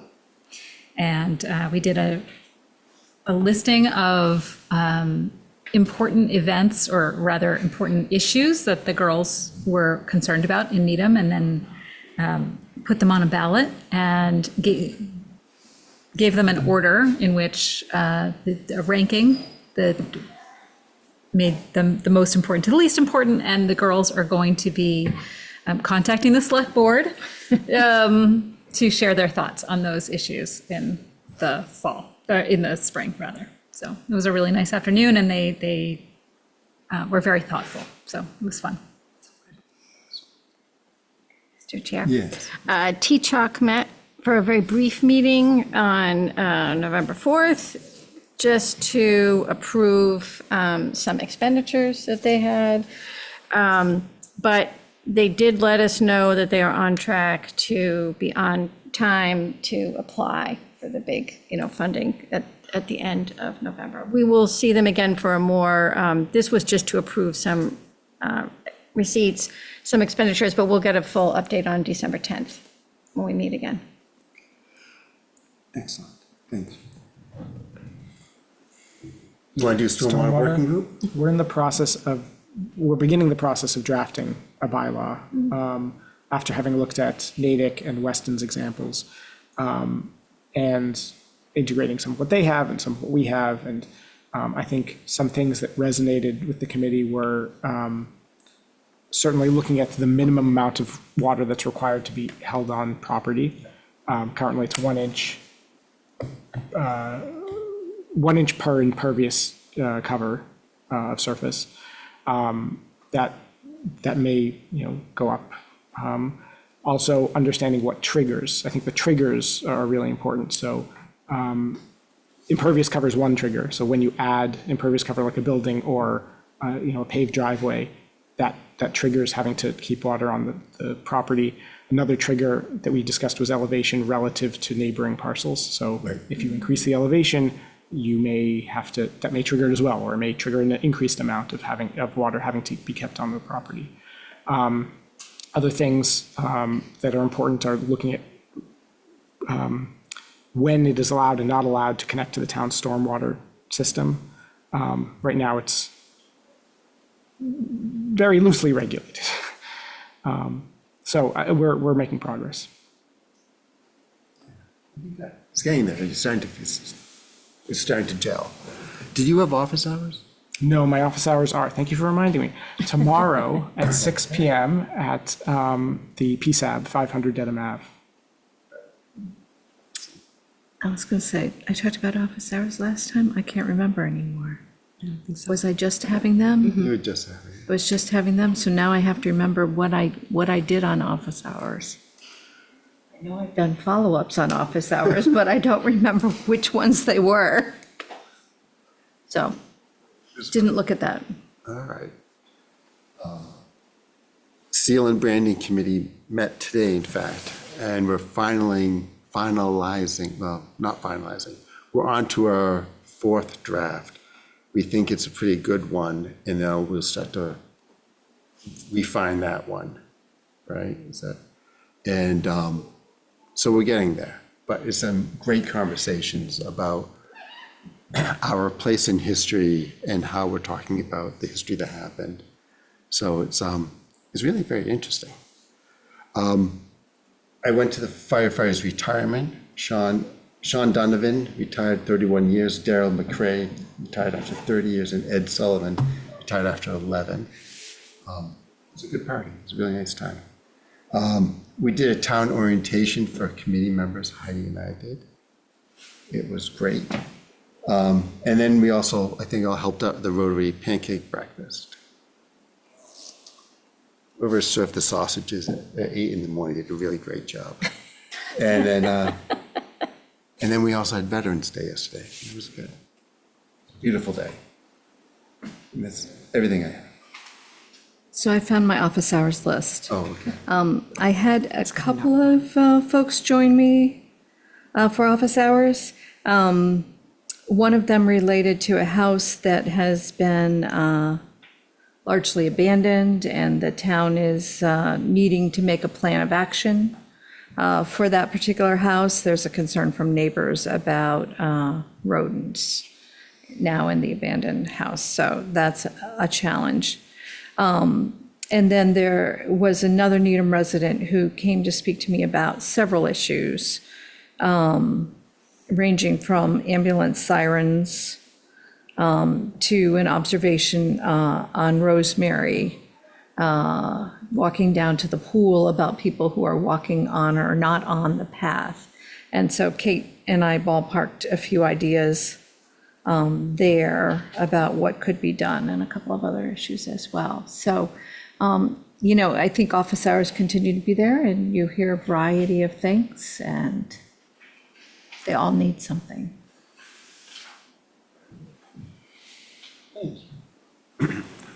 Okay, next up.